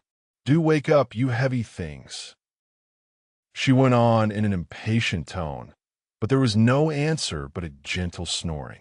The snoring got more distinct every minute and sounded more like a tune. At last she could even make out the words, and she listened so eagerly that, when the two great heads vanished from her lap, she hardly missed them. She was standing before an arched doorway over which were the words Queen Alice in large letters. And on each side of the arch there was a bell handle. One was marked Visitor's Bell, and the other Servant's Bell. I'll wait till the song's over, thought Alice. And then I'll ring the which bell must I ring, she went on, very much puzzled by the names. I'm not a visitor, and I'm not a servant. There ought to be one marked Queen, just then the door opened a little way, and a creature with a long beak put its head out for a moment and said no admittance till the week after next, and shut the door again with a bang. Alice knocked and rang in vain for a long time, but at last a very old frog, who was sitting under a tree, got up and hobbled slowly towards her. He was dressed in bright yellow and had enormous boots on. What is it now? The frog said in a deep, hoarse whisper. Alice turned round, ready to find fault with anybody. Where's the servant whose business it is to answer the door? She began angrily. Which door? Said the frog. Alice almost stamped with irritation at the slow drawl in which he spoke. This door, of course. The frog looked at the door with his large, dull eyes for a minute. Then he went nearer and rubbed it with his thumb, as if he were trying whether the paint would come off. Then he looked at Alice. To answer the door, he said, what's it been asking of? He was so hoarse that Alice could scarcely hear him. I don't know what you mean, she said. I talks English, doesn't I? The frog went on. Or are you deaf? What did it ask you? Nothing, Alice said impatiently. I've been knocking at it. Shouldn't do that, the frog muttered. Vexes it. You know. Then he went up and gave the door a kick with one of his great feet. You let it alone, he panted out, as he hobbled back to his tree, and it'll let you alone, you know. At this moment the door was flung open, and a shrill voice was heard singing. To the looking-glass world it was Alice that said, I've a scepter in hand. I've a crown on my head.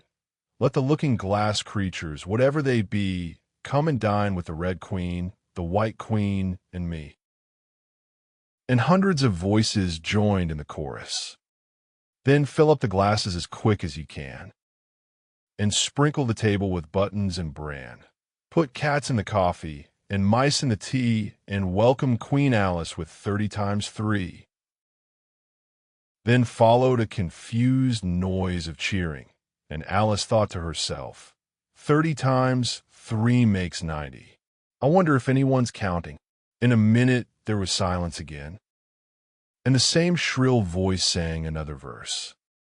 "O looking-glass creatures," quoth Alice, "draw near. 'Tis an honor to see me, a favor to hear. 'Tis a privilege high to have dinner and tea along with the Red Queen, the White Queen, and me." Then came the chorus again. "Then fill up the glasses with treacle and ink, or anything else that is pleasant to drink. Mix sand with the cider, and wool with the wine, and welcome Queen Alice with 90 times 9. 90 times 9, Alice repeated in despair. "Oh, that'll never be done. I'd better go in at once." And there was a dead silence the moment she appeared. Alice glanced nervously along the table as she walked up the large hall and noticed that there were about 50 guests of all kinds. Some were animals, some birds, and there were even a few flowers among them. "I'm glad they've come without waiting to be asked," she thought. "I should never have known who were the right people to invite." There were 3 chairs at the head of the table. The red and white queens had already taken 2 of them, but the middle one was empty. Alice sat down in it, rather uncomfortable in the silence, and longing for someone to speak. At last the Red Queen began. "You've missed the soup and fish," she said. "Put on the joint." And the waiters set a leg of mutton before Alice, who looked at it rather anxiously, as she had never had to carve a joint before. "You look a little shy. Let me introduce you to that leg of mutton," said the Red Queen. "Alice Mutton, Mutton Alice." The leg of mutton got up in the dish and made a little bow to Alice, and Alice returned the bow, not knowing whether to be frightened or amused. "May I give you a slice?" she said, taking up the knife and fork and looking from one queen to the other. "Certainly not," the Red Queen said, very decidedly. "It isn't etiquette to cut any one you've been introduced to. Remove the joint." And the waiters carried it off and brought a large plum pudding in its place. "I won't be introduced to the pudding, please," Alice said rather hastily, "or we shall get no dinner at all. May I give you some?" But the Red Queen looked sulky and growled, "Pudding, Alice. Alice pudding. Remove the pudding." And the waiters took it away so quickly that Alice couldn't return its bow. However, she didn't see why the Red Queen should be the only one to give orders. So, as an experiment, she called out, "Waiter, bring back the pudding." And there it was again in a moment, like a conjuring trick. It was so large that she couldn't help feeling a little shy with it, as she had been with the mutton. However, she conquered her shyness by a great effort and cut a slice and handed it to the Red Queen. "What impertinence," said the pudding. "I wonder how you'd like it if I were to cut a slice out of you, you creature." It spoke in a thick, suety sort of voice, and Alice hadn't a word to say in reply. She could only sit and look at it and gasp. "Make a remark," said the Red Queen. "It's ridiculous to leave all the conversation to the pudding. Do you know, I've had such a quantity of poetry repeated to me today." Alice began, a little frightened at finding that the moment she opened her lips, there was dead silence, and all eyes were fixed upon her. And it's a very curious thing.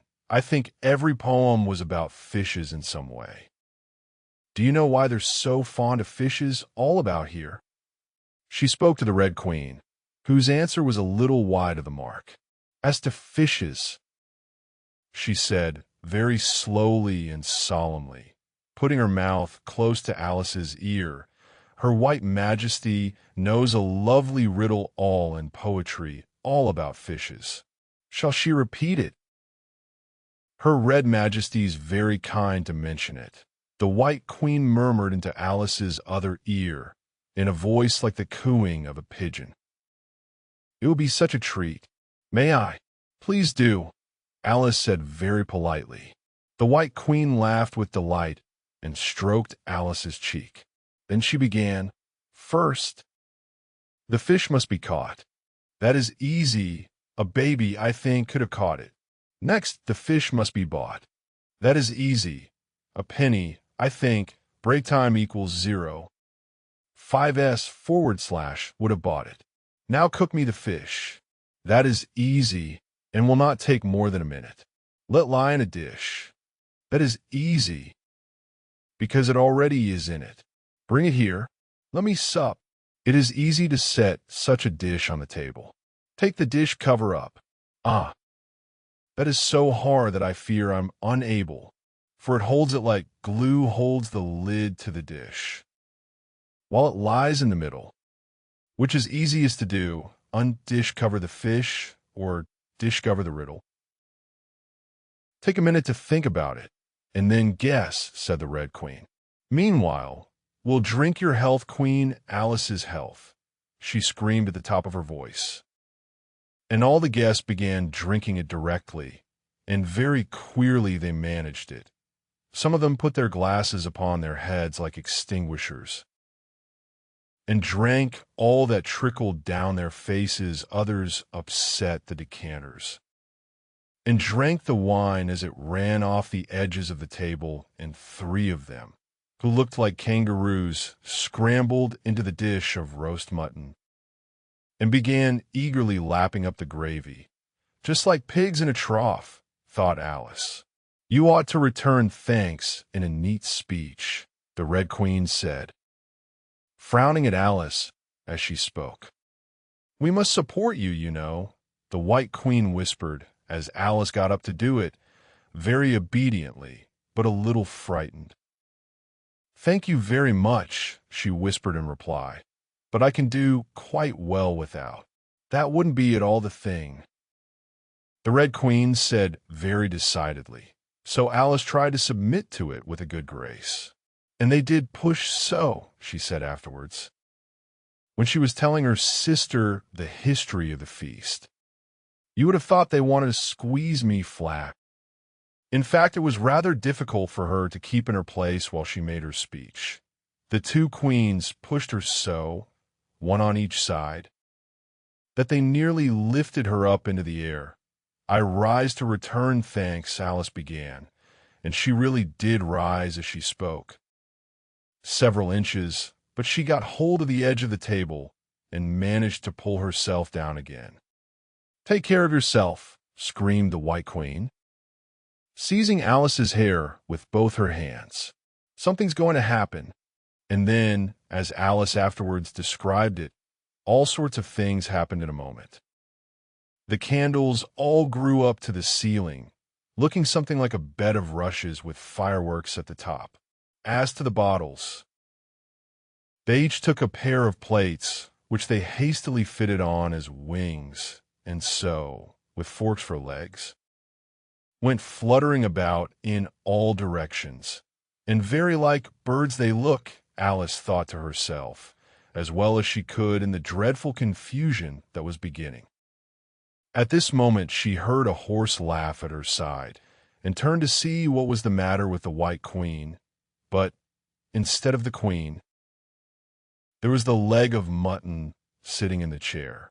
Here I am, cried a voice from the soup tureen, and Alice turned again, just in time to see the Queen's broad, good-natured face grinning at her for a moment over the edge of the tureen, before she disappeared into the soup. There was not a moment to be lost. Already several of the guests were lying down in the dishes, and the soup ladle was walking up the table towards Alice's chair and beckoning to her impatiently to get out of its way. I can't stand this any longer, she cried as she jumped up and seized the tablecloth with both hands. One good pull, and plates, dishes, guests, and candles came crashing down together in a heap on the floor.